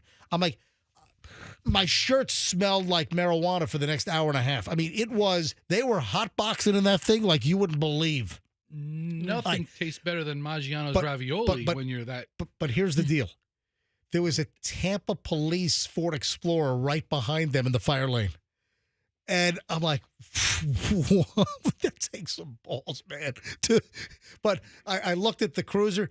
The cruiser was empty, so the cops must have been inside the mall doing something. So, but I mean, can you imagine? I'm walking by the curbside pickup. They roll down the window, and this visible smoke, and the Maggiano's employee would have tested positive walking back into the restaurant. I think I would have tested positive just walking by and taking a couple of breaths, a couple of sniffs. It's all over, man. Your hair strands are tainted now. Oh my God! Exactly. Pull out my hair and test the follicle.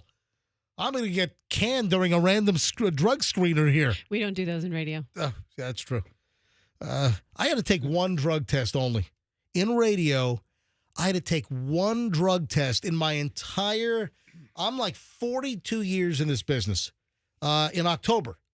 October will be because my first job was I got my first job in October of 1982. So this October is going to be my 42nd year in radio.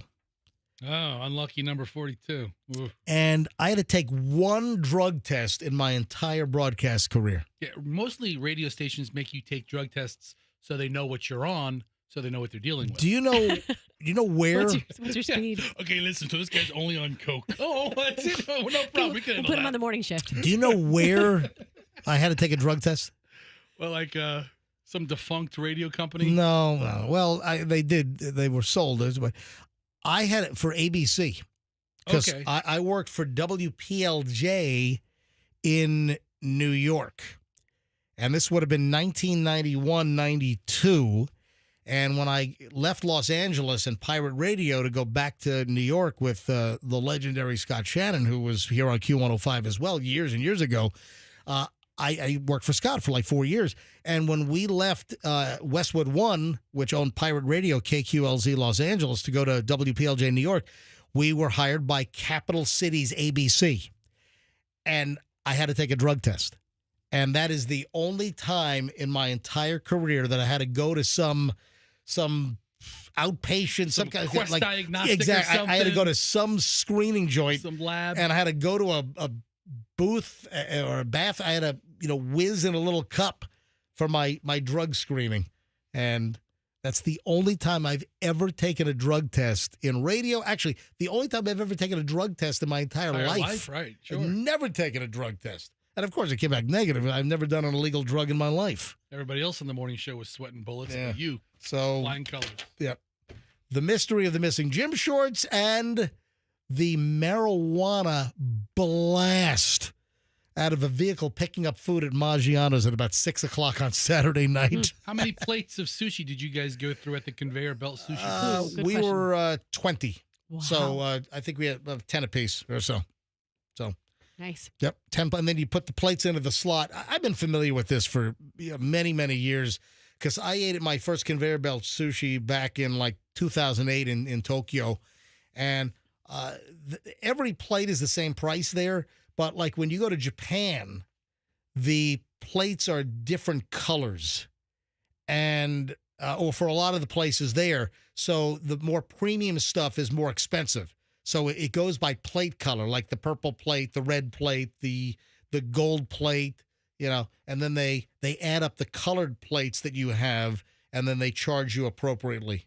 Whether you get a high quality Toro, it's more expensive than a lower quality tuna. You get a great Hokkaido uni, it's going to be more expensive than a couple of pieces of squid. I'll have you know, Saturday I had some kick-ass sushi from Sam's Club, and it was fire.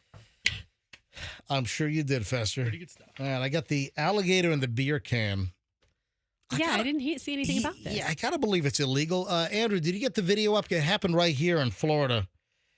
Andrew, is the video up on mjmorningshow.com? Yeah. So the link is up. If you go to mjmorningshow.com. By the way, folks, you are in the middle of an hour and 20 minutes of non-stop MJ here on the MJ Morning Show on Q105. It's 104.7 FM. Spread the word. A guy here in Florida used an alligator to open up a can of beer. Dude. Which I got to believe this is some kind of FWC violation. I'm sure. The video has gone viral on social media. 30-second video popped up on Wednesday, shows a man on a boat holding a can of beer as an alligator comes by, holds out the beer can with his hand, and lets the alligator clamp onto the beer can with its teeth, puncturing holes in the can, and then the beer's coming out, and they start drinking the beer out of the holes in the can that the alligator just chomped on. Oh. Causing the holes in the can. All right. First of all, this guy's a maniac, and it looks like the guy's even tickling underneath the alligator's bottom jaw. Yeah, he knows how to calm the gator down. You know what's crazy though? Okay, so obviously gators are huge and dangerous, and lizards are small and not harmful, but they're in the same family. But yeah, my I don't think sister- many little lizards that are crawling on your front porch can open up a beer can. No, they're not. But it just reminds me, as I'm looking at this photo, Right. and as whichever of you just pointed out that it looks like he's tickling under the neck. My sister used to do this with lizards. She would kind of tickle them under their neck, and then they would open their mouth, and we would both do it actually, and we'd attach them to our Make earrings. ears, make little Hold on. Yes. You had lizards that hung out that would let you tickle under their chin? And then put them on our ears. Hold and on. they would clamp on. You never heard of that? You had It's a thing. lizards dangling from your lobes? It's a Florida kid Yeah, you didn't grow up thing. in Florida. Yeah, barefoot and My lizards on the ears. kids grew up in Florida. I don't think they hung lizards from their earlobes. Because they didn't have parents like you to teach for your northerner parents that didn't know this amazing trick. How do you get a lizard to hang out while you tickle under their chin? And then how do you get a lizard it to... up. You Once the pick up lizard clamps, he's on there for like 20 or 30 seconds. Yeah. If you went to the lizard earring phones right now, MJ, I bet you'd have 150 people call in right now when they were children, when they were younger. You know, you didn't grow up in Florida. Your parents aren't from Florida. You didn't know this to teach your children. But eventually, cracker parents from Florida show you how to take a lizard, hold it to your earlobe, rub its chin, it Yes. clamps, and it stays. Yes, the chin rub helps. I can't believe you've never seen this before.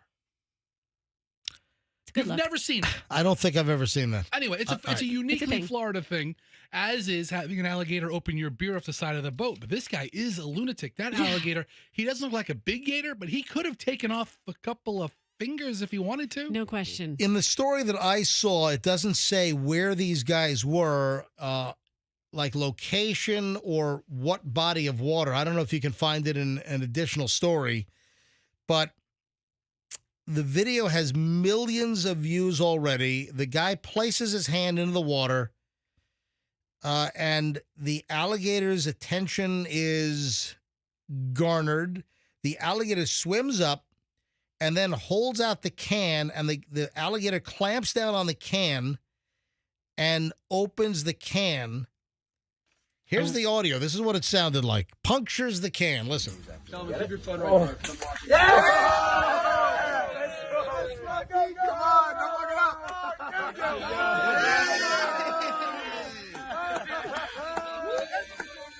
And then the guy drinks out of the punctured holes in the side of the can. They're high-fiving each other. Oh, man. That is a Florida man. Yeah, here's an ISO of the puncture. Listen. You hear it? You hear the little psh? Yep. Here we go.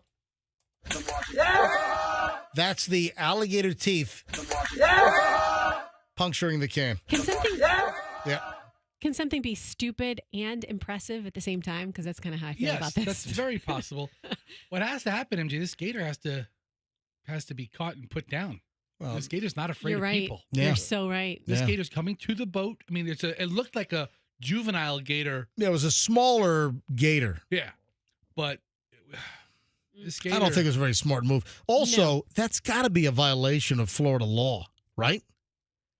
Gators are not to be used as can openers. No. All right, Fessa, go to Google. Type in, is it illegal to use a gator to open up your brewski? Type that in. Type that into Google. See what it says.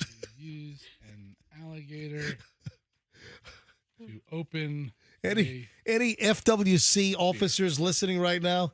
800-990-1047. 800-990-1047. Yeah, it's while using this enormous reptile as a can. Oh, here's another story. While using this reptile as a can opener may seem meme-worthy, Florida state law prohibits people from harassing and or feeding these scaly predators. In fact, wildlife experts warn the public to give gators a wide berth for their benefit of both beast and... God, what is that? It's a little overwritten piece. Yeah, a little overwritten, yeah. Florida state law prohibits feeding alligators. That's what I'm getting from. Or harassing. Or giving them beer. So I would believe that these individuals violated Florida law. I don't know if their boat ID was seen on the video, probably not, or if these guys can be identified, but I would imagine that they could be in trouble because that certainly would constitute harassing an alligator, right? It would. Yeah. stupid thing to do. And putting something in its mouth is the same as feeding it. That's just dumb. All right, speaking of dumb, I've got the 4th of July fireworks dumb pile.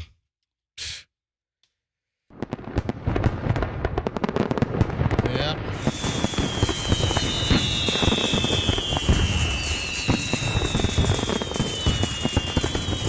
All right, here we go. It is the pile of people that had incidents with fireworks, and this is only a fraction. But there are some crazy stories. A South Carolina father put fireworks on his head. They exploded and blew his head off. Have you seen the video? Oh, yes. And he's in an Uncle Sam outfit. Yeah. But he was drunk off his ass, apparently. The guy was drinking all day. He's dancing around minutes before he died. And he's dancing around in a red, white, and blue Uncle Sam outfit with an Uncle Sam hat on and everything. I mean, look at here. There's the picture. Fester's brought it up. Yeah, and then he puts this firework on top of his head, and the thing blows up and takes part of his head. I mean, what is this guy depressing. thinking? I never said this was an uplifting segment. Jeez. I mean, the pictures are so... This is not your daily affirmation segment. No. Right. The family of a South Carolina man who died after a firework he placed on his head exploded said they're traumatized by his death. Alan Ray McGrew, caught on camera smoking a cigarette, doing a jig, decked out from head to toe in red, white, and blue, a whole Uncle Sam getup, top hat, beard. Happened in Summerville, South Carolina, which is a little north of Charleston. Yeah, mortars smoldered behind him as he silently flashed finger guns, kicked his feet around. Friends and loved ones watched as he laughed and celebrated. He's dancing to his own tune. Later, McGrew, a 41-year-old HVAC worker, meaning, heating and air conditioning guy, put a large lit firework on top of his Stars and Stripes hat. I thought he was just showboating before he set it on the ground. So his wife thought he was just showboating before he would, set it on the ground. Didn't realize that he already lit it. The firework exploded and caused massive head injuries, killed him instantly. Wow. Happy 4th of July. Can you imagine that? You don't put a lit firework on your head. Can I make the point that what if this guy was your HVAC guy? You couldn't have a lot of trust in what he was doing.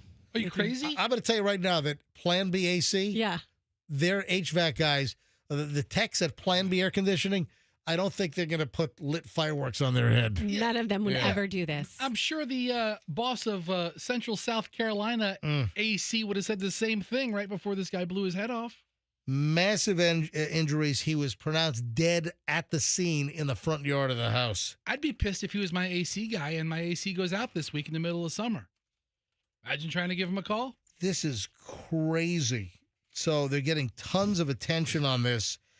And listen, I feel bad for the family. I feel bad for the wife, the kids. But this was also apparently an alcohol-related incident because he was drinking all day. Apparently was inebriated. He was intoxicated when he put the firework on his head. And it doesn't say exactly what it was, but it must have been. I doubt it was like some Roman candle that goes, like a roadside. It must have been almost like a commercial grade firework of some sort. Or those little ball mortars that burst out. Yeah. Or maybe an M80 or something. Who knows? But, I mean, this did not end well. Here's another story. Chicago dad died from gruesome head injury after a 4th of July firework exploded in his hand. A Chicago dad was killed by a gruesome head injury from a 4th of July firework after he went to check out an unexploded 12-inch mortar tube, and it went off while he was holding it. Oh, my God. Yeah, they're no jokes. Neighbors found human remains on their property after the blast. It blew parts of this guy into the neighbor's yard. What the F-ity F? Wow. Unbelievable. So again, Just watch them on TV or go to one of the municipal shows. Hey, they were going nuts in my neighborhood. Yeah. We had some serious displays. Across the water from where I am, across one of the canals, there was some house that was doing virtually like a professional-looking fireworks display. And Chloe and my son, they were outside. They were all enamored. Mom, Dad, come outside. And Michelle and I are like, we don't need to see any more fireworks. If you've seen one, you've seen them all. Yeah, and, they haven't really evolved over the years, have they? Yeah, No. They kind of just stayed what they are. I'm waiting for AI to do something with fireworks. Yeah, that I would be in favor of. I'm waiting to go to Orlando to see some of these crazy Disney drone shows. Well, the laser shows, the drone shows. The drone shows are the new thing. Yeah. Where these drones are just amazing. Yeah. Here's another. Listen to this.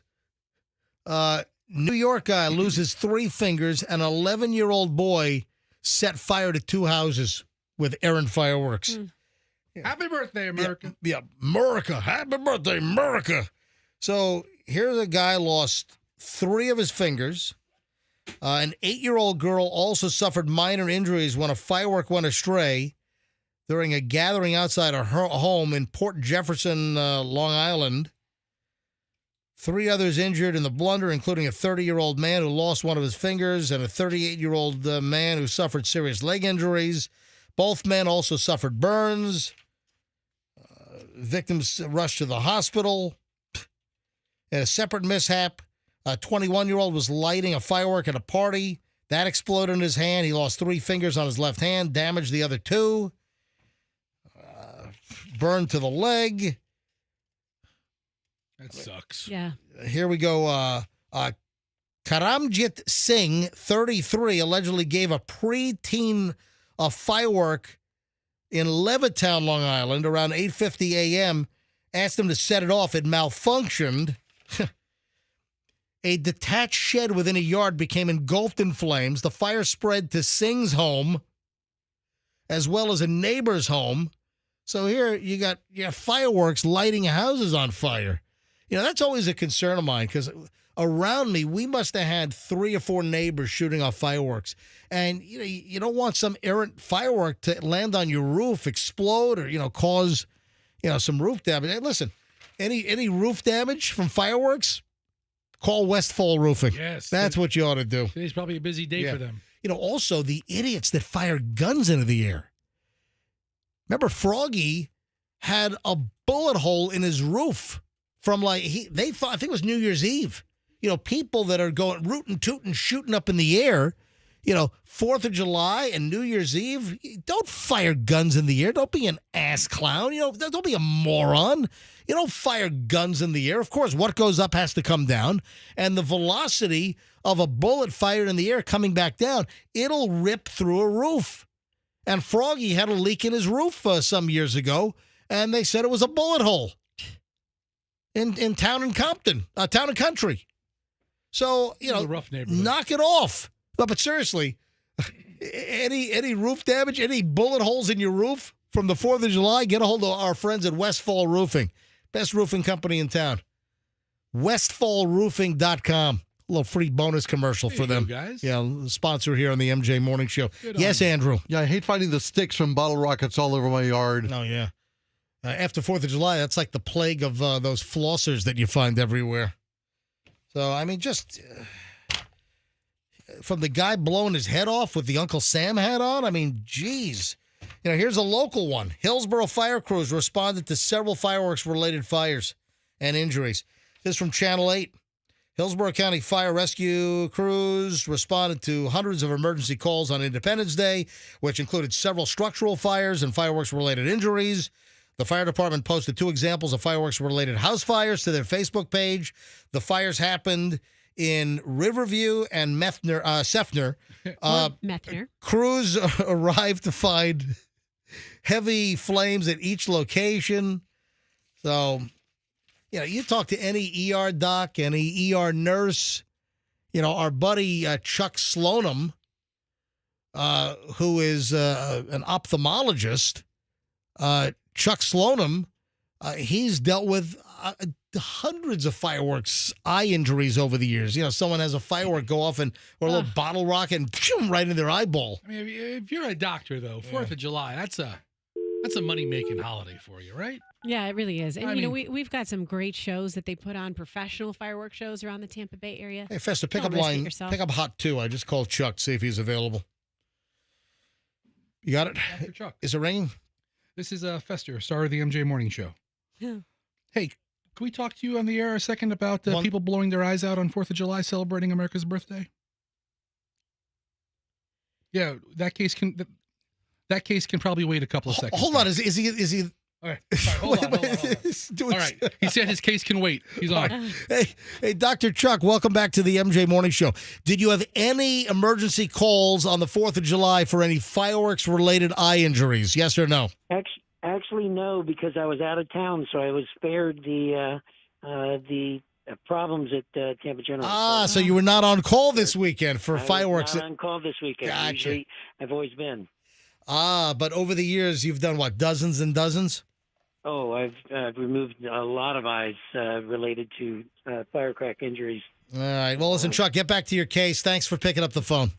Oh, my pleasure. Thanks. Andy. All right, bye-bye. Talk to you later. All Bye. right. I don't think he was actually operating. I think he said, "I'm getting ready to go into a case." Yeah, getting ready to go to a case, Yeah. but that's yeah. It could have been like someone has pink eye. But look at that. He was out of town, so he was not. Not on call. Yeah, not on call. That's what I was trying to think of again. He's made his fortune on the 4th of July already. Guess what? If we're still employed here next year, which is very iffy, we'll have a new pile every year. We'll have a new pile of fireworks stories and injuries next year if we're still around. We'll see. All right, 8:49 at the MJ Morning Show, and this brings to a close over an hour and 20 minutes of nonstop MJ. When we get back, man, look at this. I got a gigantic pile. So when we get back, you got to hear about some food prices. And this is insane. And this is out in Justin Timberlake, DWI land. I have a new story on food prices right where Justin Timberlake got his DUI. So if you're thinking about going up to the Hamptons for a little, summertime play, get ready for some insane pricing. Oh, and a woman, you got to hear what this woman got from a slip and fall at Publix. Wet floor at Publix. Lady does a slip and fall. What a dollar amount. You'd think this woman hit like a Florida lottery scratcher ticket or something with some big number. Nope, a different kind of it's the floor slip lottery in the produce department at Publix. You got to hear this story. Also, the Delta Airlines food poisoning story is insane. Actually, I've got a number of aircraft stories, and there is new news on Matthew Perry. So over the weekend, some news broke about Matthew Perry and his overdose, his drug death in his hot tub. And we've been saying that some additional folks could be going down. It looks like this is heating up. So additional news on Matthew Perry. We've got almost an hour to go, and we are packed next here on the MJ Morning Show. Don't move, whatever you do.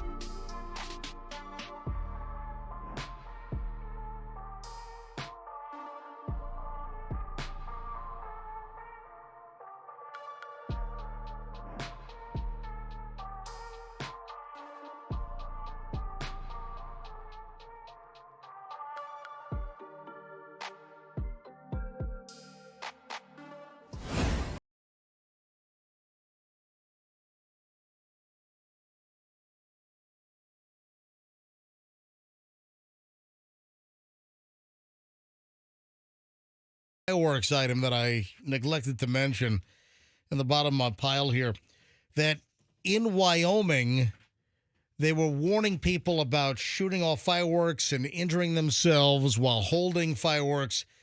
They even mentioned not to shoot fireworks from any of your orifices. Like shoot them out your butt? Apparently, people do that.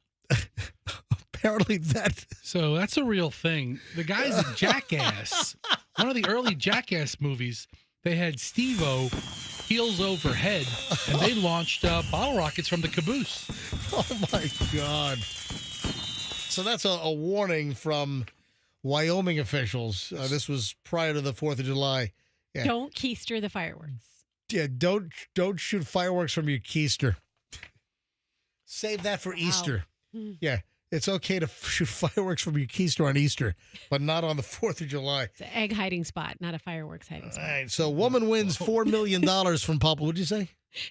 Sorry, I was being gross. You brought up Easter, and I just said hiding place for eggs. Hey, guys, I didn't really look at myself this morning in MJTV, but why did you guys tell me that, like, my hair had dried this morning? I didn't smooth out my curls because, you know, I have very, very curly hair, and when I get out of the shower, I put in, a gel product, and then it dries, and then I have to kind of ruffle it out and smooth it out.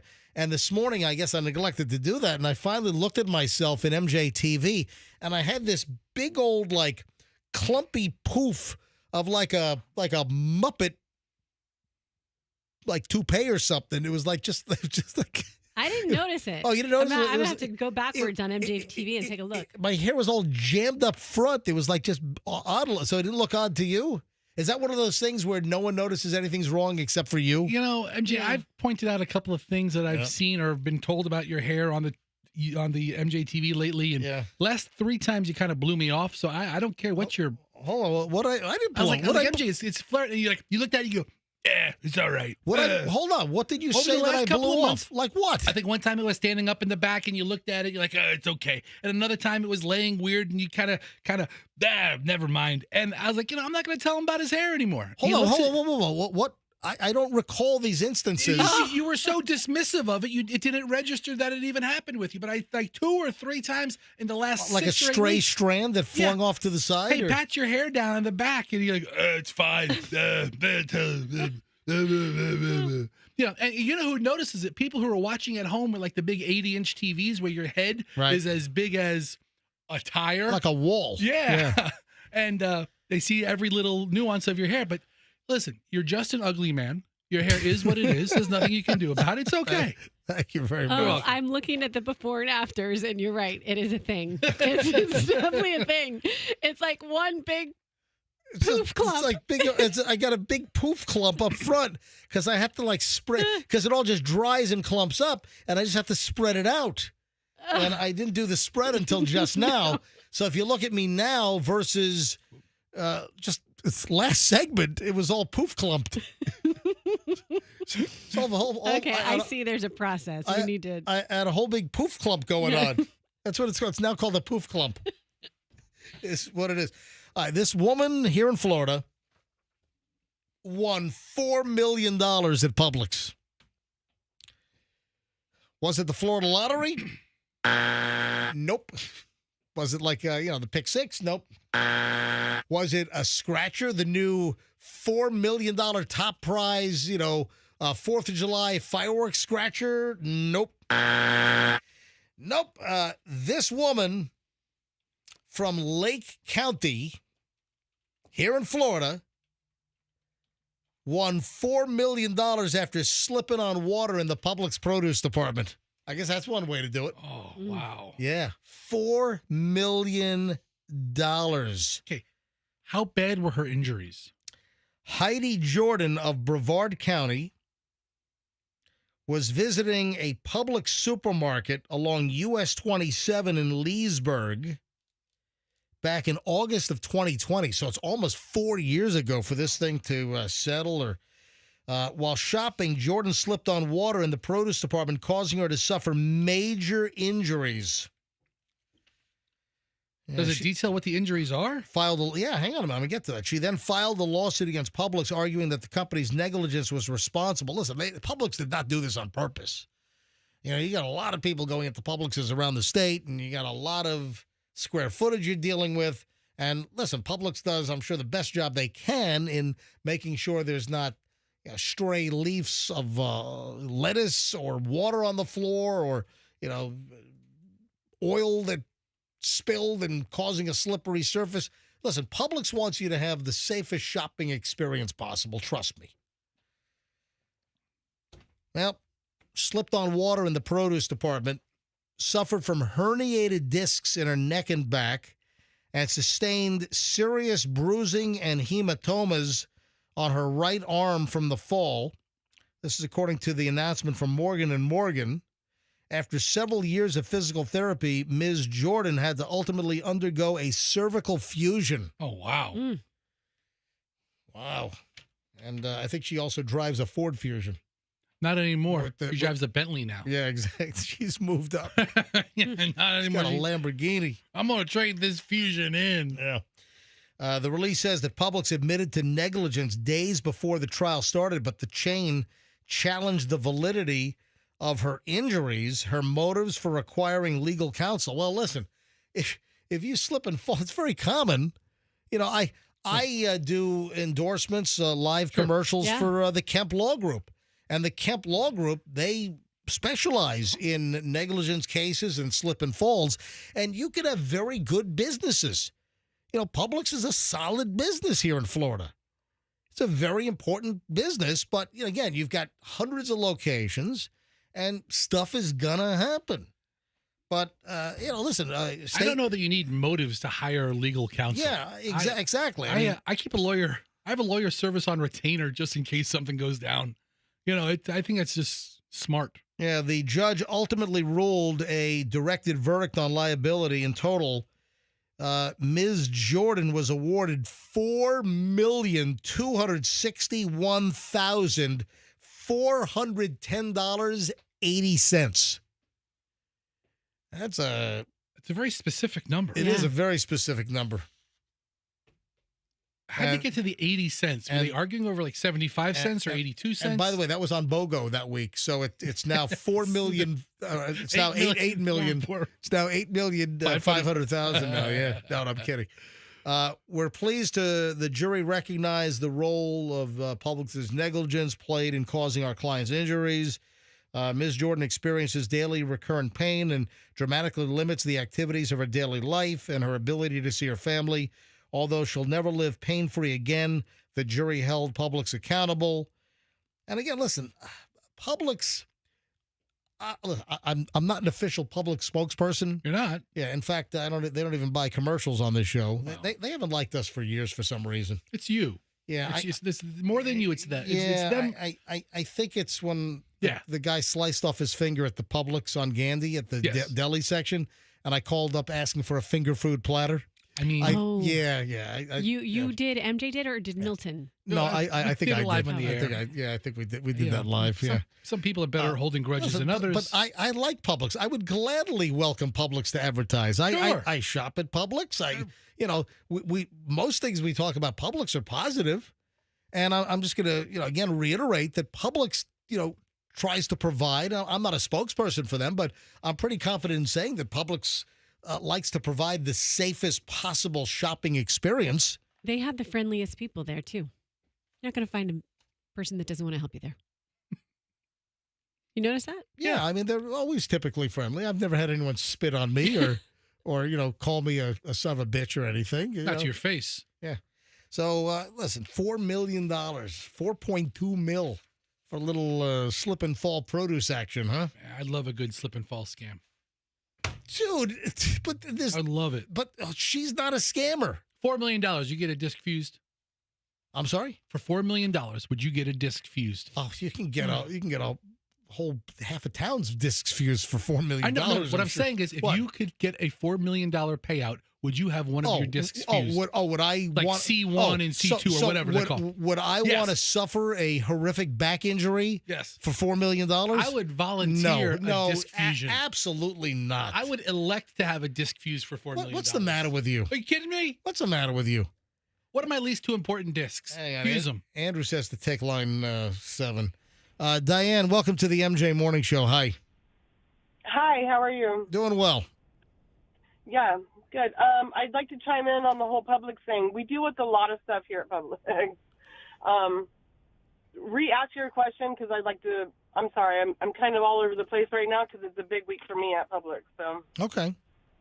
All right. So what you wanted to comment? And again, I said that Publix, I'm sure they strive to ensure the safest possible experience, but stuff's going to happen. Right. Stuff happens every day here at Publix. Stuff that shouldn't happen, it does happen. People all of a sudden slip and fall. No, they didn't. They just did. All right, so sometimes it's their fault. Sometimes it's not their fault. Sometimes you've got, and I'm sure you see your share of scamsters too, right? Most definitely. Yeah, every most day. of them are scams. Absolutely. When it starts raining, so I'm on the liquor store of the side, so when it starts raining, I have to put all kinds of rugs down. And I see people come in with their little, what are those called, like the Adidas slides? Yeah. You know, they come in with those shoes. Well, guess what? They slide. And I don't need that happening in my store, so I have to put like 10 rugs down just so they don't do that. Right. But you're instructed and you're trained to make it the safest possible experience for the customer, right? Yes, sir. Yeah. See, that's exactly what we're saying. That's what we want for everybody. Mhm. Yeah, listen, there's no doubt about it that the employees are trained to make it the best possible experience. But again, stuff's going to happen. Absolutely. Everything is going to happen when you don't even expect it. It's going to happen. Right. That's right. But you do everything possible to make it a safe experience. Yes, sir. Yep. Diane, what booze do you have on BOGO this week? Actually, we have Flecha Azul, which is tequila. We have some Blackened, which is bourbon, so it's not BOGO, but you get $20 off, so that's nice. Okay. Right. Got a lot of stuff going on, yeah. I'm over here in Riverview, so if you want to stop by, I'm here. All right. Thank Your you, guy, and your what is he? He does sales or Are you saying one of our employees visits you a lot? Yeah, I talked to you. I sent you a message about it actually, about Tyson, how great he was. He got me tickets to see Hart. Okay, all right. He's Okay, our promotions Tyson. director. Yeah. Fantastic. Look at that. All right. Discount on booze. Diane, thanks. A lot of information here, folks. Diane, You're the best. Let me process all this. All right, Diane, hopefully you didn't tick off anyone at headquarters. Yeah, Diane, they listen, you know. Thanks for calling in. Of course. I love you guys. I've been listening forever. Thank you. Thank you, Diane. Let me know if anything happens. I get you gig at Lucan's, okay? Yeah, she perked right up when I said BOGO. All right, have a good one, Diane. All right, guys. Have a great day. All right, bye-bye. You too. What are the odds? All the Publix liquor store employees. She's the one that calls in the one that Tyson helped find tickets. Nine. It's great. A lot of information in that phone call. 9:15 at the MJ Morning Show here on Q105. All right, so I mentioned Matthew Perry, Yes. and it seems that things are heating up. Yeah, I read a story. I was in line at the checkout counter yesterday. Reading the National Enquirer or something? It was so great. weird Yeah. because it was so, I never do that. And I was like, this feels old school. And it was like In Touch or People Magazine, whatever one he's on the cover of. And sounds like you're going to get right to it, but there's a new development. Well, my story's not from the National Enquirer. This was from what was it? In Touch. News In of the Touch. World? In Touch? Oh, you saw it from In Touch? In Touch. Yeah. Yes. Well, tell me if your news that you're seeing is any different. But the story is that the investigation into Matthew Perry from Friends' death in his hot tub, and turns out he was all frigged up on ketamine, that they have a lot of information. Apparently, the investigation has produced a lot, and the underbelly of the Hollywood drug dealing scene is about to be blown wide open. And we already mentioned weeks ago that there were possibilities of manslaughter charges that were coming against some people connected with Matthew Perry's either acquisition of or sale of, or however the channels occurred that he received the ketamine that he OD'd on. But the latest is that the LAPD investigation is pretty damn deep. In the criminal investigation in conjunction with the U.S. Drug Enforcement Administration, the DEA, U.S. Postal Inspection Service, now preparing a press conference to announce possible charges, which could even include involuntary manslaughter. Charlie Sheen's ex-wife, Brooke Muller. She's involved? She was quizzed by cops about her friendship to Perry. But has not been accused of any wrongdoing. But why were LAPD, why were they interviewing Charlie Sheen's ex, Brooke Muller, right? Mueller, yeah. Mueller, however you pronounce it. And Page 6, New York Post, is reporting some of this. I don't know. Did you see anything different in Touch Weekly? Okay, I saw two other important things, and maybe this is backstory that you already knew, but the deal is he died from the ketamine overdose, but he hadn't had the infusion. But it was like, let's say it was a week earlier, 2 weeks earlier, the way that it processes in your body, he obviously had it in his system that night when he died. And so it was obtained likely illegally. There is a Hollywood, married to a big Hollywood player who is under investigation, a female who he met in drug rehab, and they went and seized all of her electronics. So her records and her cell phone for text messages, maybe? And it said that she's not as much, it's not that she's a big A-lister, but like her husband is someone that we would all know in Hollywood. And so she's denying any wrongdoing, but they didn't release whose name that was. I'm wondering if it is Brooke Muller. Well, is Brooke Muller or Mueller, is she... Well, check her out. Is she related to a big Hollywood muckety-muck? Well, ex-wife, Sheen. But now what I'm doing is I'm looking, has she been in drug rehab? Right. Because whoever this was in drug rehab with him. That's how they became friends. The story is that cops are apparently targeting her cell phone, so that must be who it is. I'm 100% sure the feds will find the text messages between the two that will expose a lot of information that could help the investigation, is what a source did tell In Touch magazine. So that must be the article that you saw. Okay. So it's got to be her, but she's one of the names that's being mentioned here. But they're saying that there are more people than it's a lot of people that could be involved in this. If it's going to blow the lid off the Hollywood drug scene. It just seems to be getting closer to a press conference and maybe the announcement of charges against individuals in the horrible situation of Matthew Perry's overdose, ketamine drug death. And here it is. Mueller, 46, has had various issues with substance abuse over the years. Yep. She's gone into various rehab programs. Hey, I mentioned food costs, and this is just outrageous.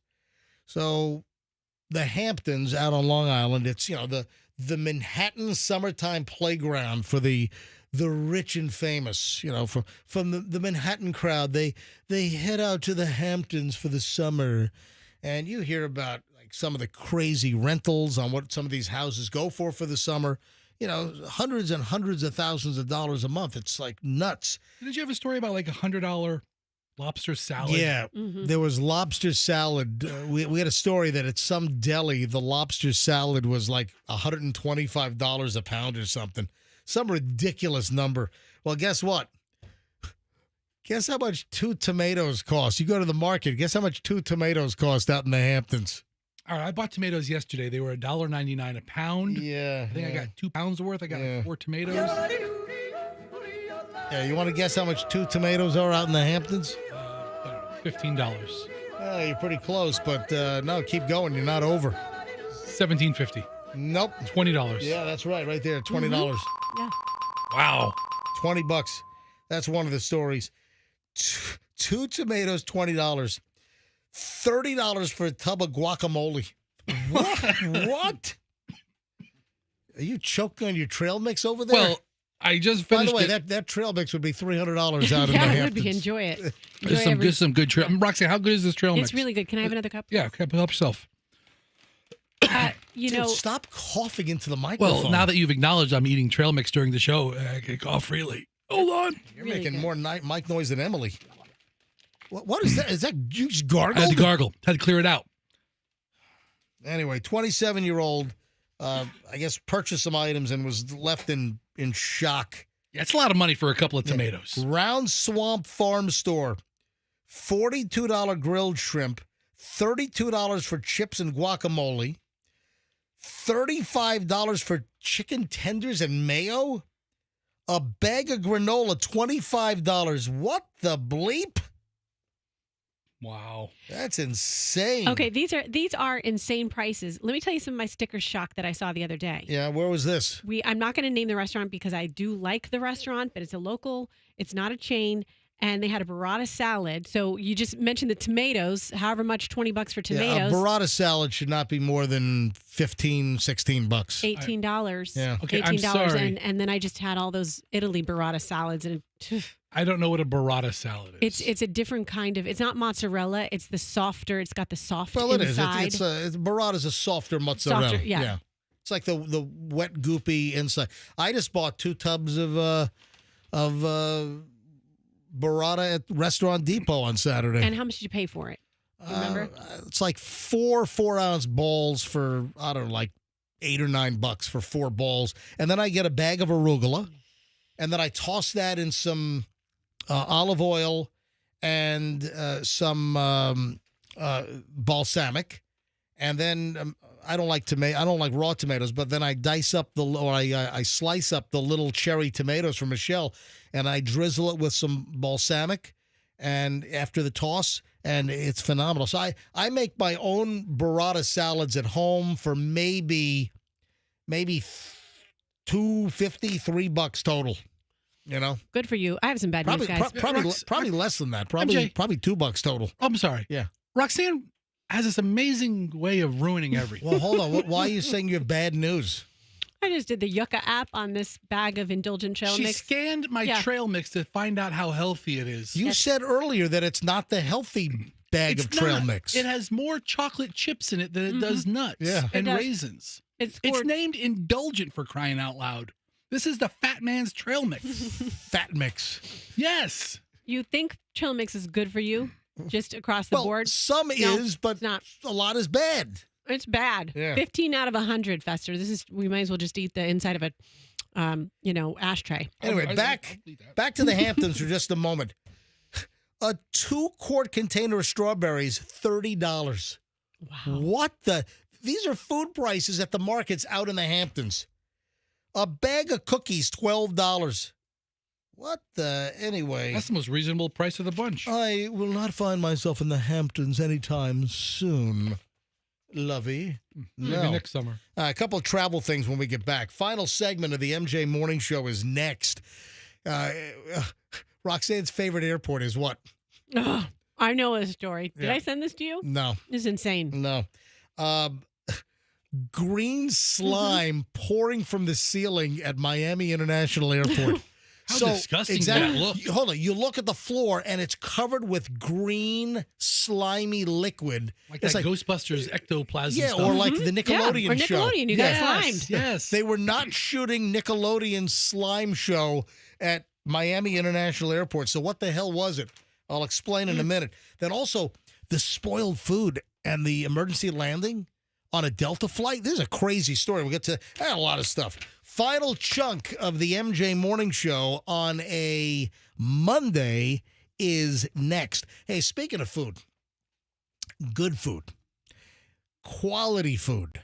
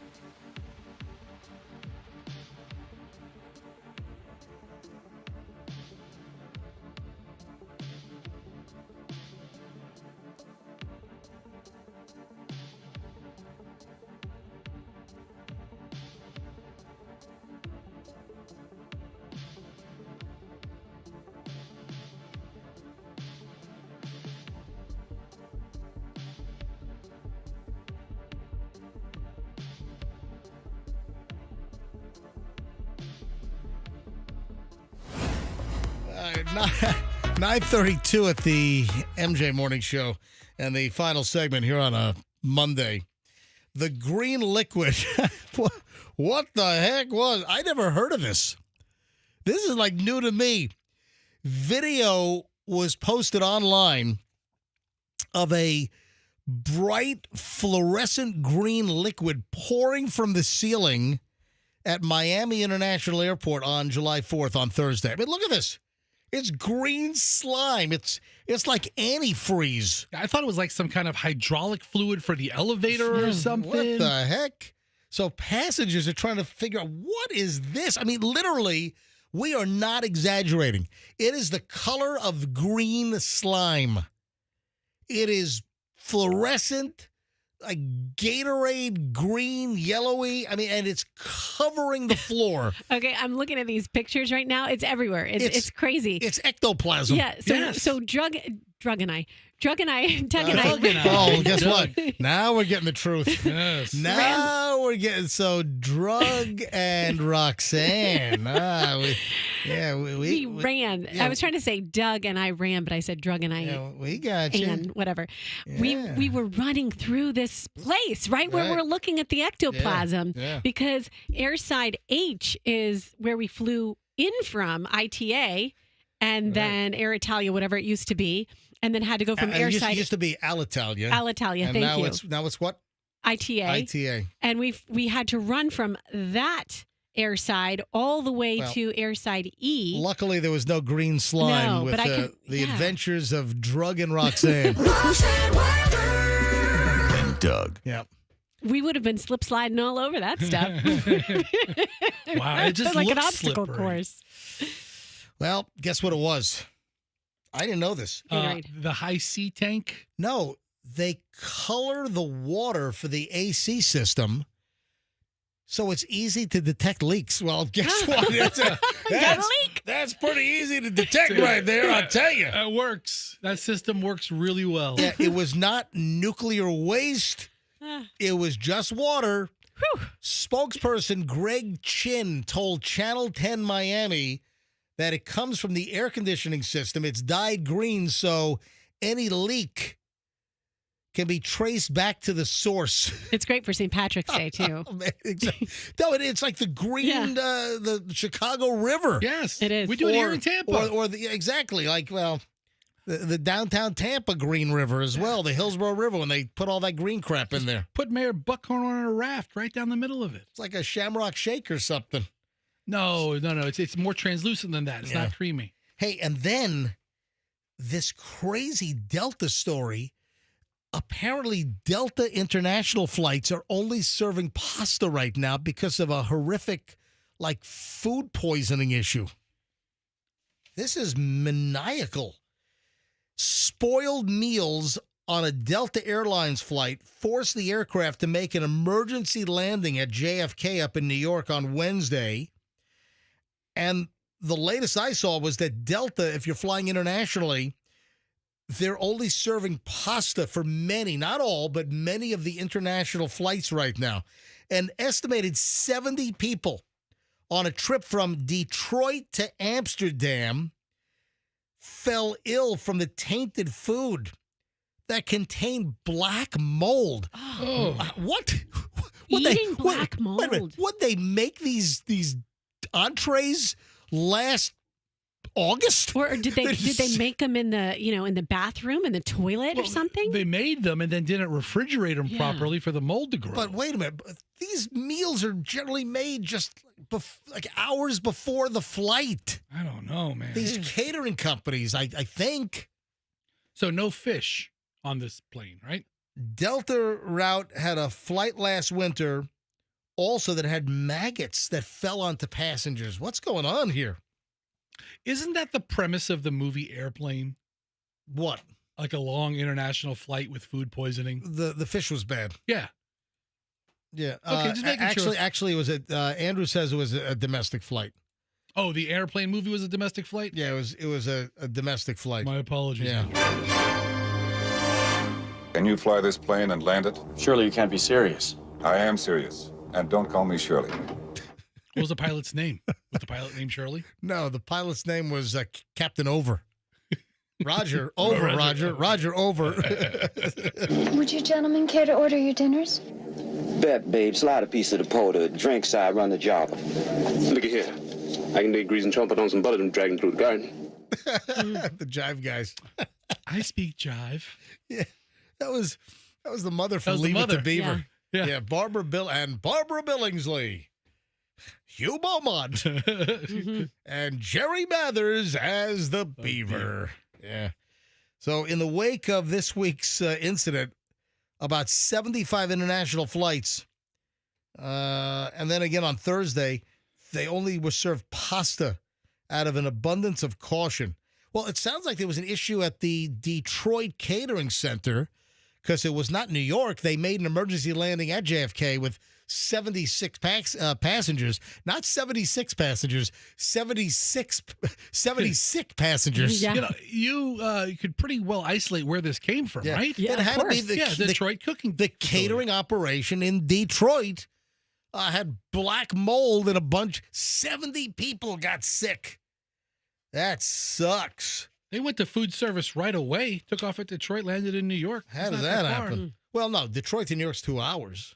Probably hour and 45 maybe. They got right to the meal. Yeah. Yeah. Then we have, all kinds of crazy airplane stuff. An American Airlines flight made an emergency landing in New York as well after a passenger urinated in the aisle and exposed himself. That's the way to do it. That's we're American Airlines, baby, doing what we do best right there. Listen, it's not the airline's fault, but a flight to New Hampshire was forced to make an emergency landing. This was on Wednesday after a disruptive passenger exposed himself and then whizzed all over the aisle of the airplane. 25-year-old Oregon man arrested, charged with indecent exposure. Flight took off from Buffalo and then circled back around, returned to Buffalo, Niagara after the incident. He was released after making an initial appearance in a Buffalo federal court. The flight was fortunately able to depart from Buffalo shortly after the incident, but a 25-year-old man was arrested. And we thank our team members for their professionalism and our customers for the understanding. The passenger told police that he was flying from Portland, Oregon to Manchester, New Hampshire, and had several whiskey and colas before boarding the initial flight. and had even more during the layover in Chicago. This guy was blast-ass drunk. I mean, to whip it out and then start whizzing all over the aisle? Hey, man, when you got to go, you got to go. Well, go to the lavatory, man. I got the aisle right here. Yeah. He got up to use the restroom and was returning to the seat when he claimed that he had a medical urination problem. Oh, that's what you're gonna go with that? You're drunk off your ass and you had a medical urination problem, so he whizzes all over the aisle and exposes himself to other passengers? Oh my God, what a mess. Oh, boy. All right. Then we have a JetBlue passenger that went nuts. We've got audio on this. And this is like a mother yelling at her son, and the son is like an adult son. There's got to be an age when mom stops yelling at you in public. This a JetBlue flight. The son, I guess, is a teen. All right. But yeah, so JetBlue flight, and the argument got heated with a mother and her teen son. So the son looked like an adult, but I guess the son's listen, son could be 18, 19. To me, the son looked older. The flight was preparing to depart from JFK on June 23rd. The video is just coming out, and it was headed to the Dominican Republic. And a passenger started recording the mother and son going at it on the airplane. Let's hear it. Yeah. So here's some of the audio from that melee. Yeah, from the screaming match. You think you're talking to my mom like that? Excuse me, guys. Hello, be quiet. Be quiet. Be quiet. Okay? Be quiet. Be quiet. Be quiet. Be quiet.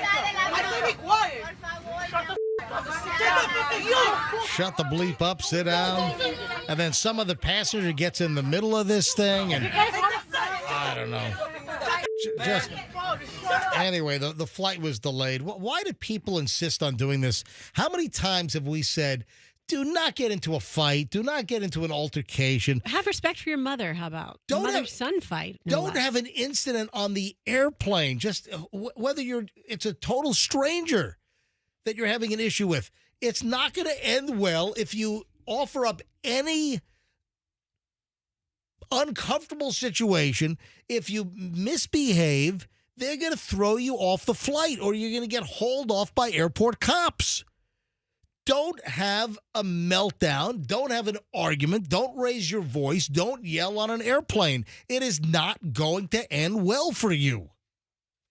I was texting with your wife when I was on my flight to Italy, and I had just taken my Xanax, medically prescribed. And she was like, Roxanne, you should recreate the woman who was like, he's not real. He's not real.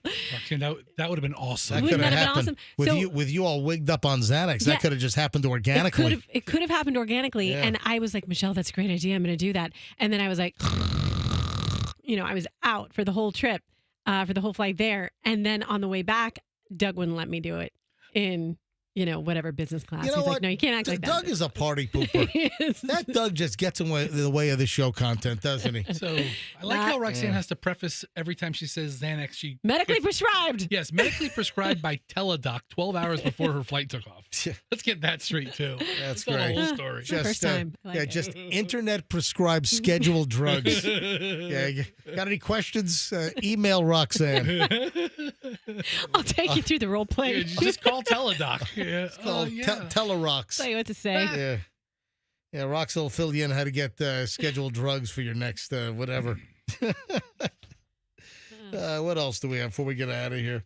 Oh, there's this 9-year-old girl from Tampa that knocked the socks off the America's Got Talent judges. Have you seen this? I have stopped watching America's Got Talent. I used to really be into that show. I thought it was great for a long time. Yeah, I have not seen it in a long time. I just catch the promos occasionally. Yeah. I catch a 30-second promo, I see more clips on social media than ever watching the show. Pransika Mishra, am I saying it right? 9 years old, who is from Tampa, 9-year-old Tampa native, knocked the socks off the America's Got Talent judges and got a trip to the live round. You got the golden buzzer? Is that what it is? The golden buzzer is a big deal. Yeah, Heidi Klum, I guess, was blown away by her. And it turns out that this Pranisqua Mishra, that she had some performances that went viral of the national anthem before Game 1 of the Lightning and the Florida Panthers back in 2022, and also did a Tina Turner cover song during a July 2nd airing of America's Got Talent. So what? That was last Tuesday, and I've got some of the audio here, and this is a 9-year-old Tampa girl.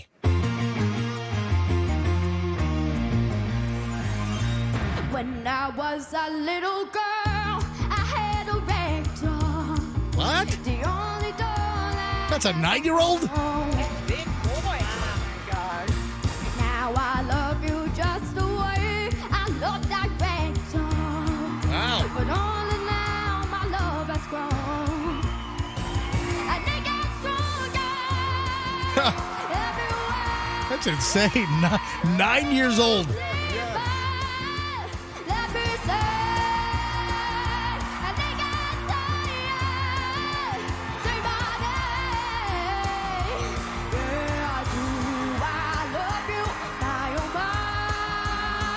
I can't believe this girl's 9 years old. Wow. That's incredible. Anyway, that was last Tuesday on America's Got Talent. Come on, she's 9 years old? That's amazing. That's a powerful voice. Insane. Oh my gosh. My God. There's Heidi Klum. I did not expect that. We expect a lot of things, but I did not expect that. Thank you. And you know what I'm going to do now? Because I honestly don't want to hear what Howie Simon or Sophia has to say. What? Really? I want you to call your grandmother and say that Heidi Klum pushed the golden buzzer for you. So that's like the gold buzzer's like the instant free pass to the finals. It doesn't even matter what the other judges have to say? Each judge, and I think the host gets one golden buzzer a season to give to their one golden buzzer a season. Yeah, I mean, I think it's a big Really? deal. Yeah, so it has to be an excellent act. Anyway, good job, Pransika, if I'm saying it right, Mishra. Girl from Tampa, 9 years old. That's amazing. Outrageous. That That's was fantastic. incredible. We don't do much America's Got Talent here on the MJ Morning Show, but this is a demonstration of a complete lack of talent on this show. And you know what Andrew said in my ear during that? What? She sounds just like Roxanne's daughter. Thank you, Andrew. I think he was being facetious. And Andrew, there's a reason why we don't keep your mic on all show. All right, 9:48. We got to roll. Busy Monday show in the can. You need to get a hold of me, folks. I'm MJ at MJMorningshow.com. Give us a follow on Instagram. My personal is Certified MJ Radio, and the show is MJ Morning Show on Instagram, where we have video clips every day from the MJ Morning Show. Have a good one, folks. We'll see you back here tomorrow on the MJ Morning Show on Q105, and let's be careful out there.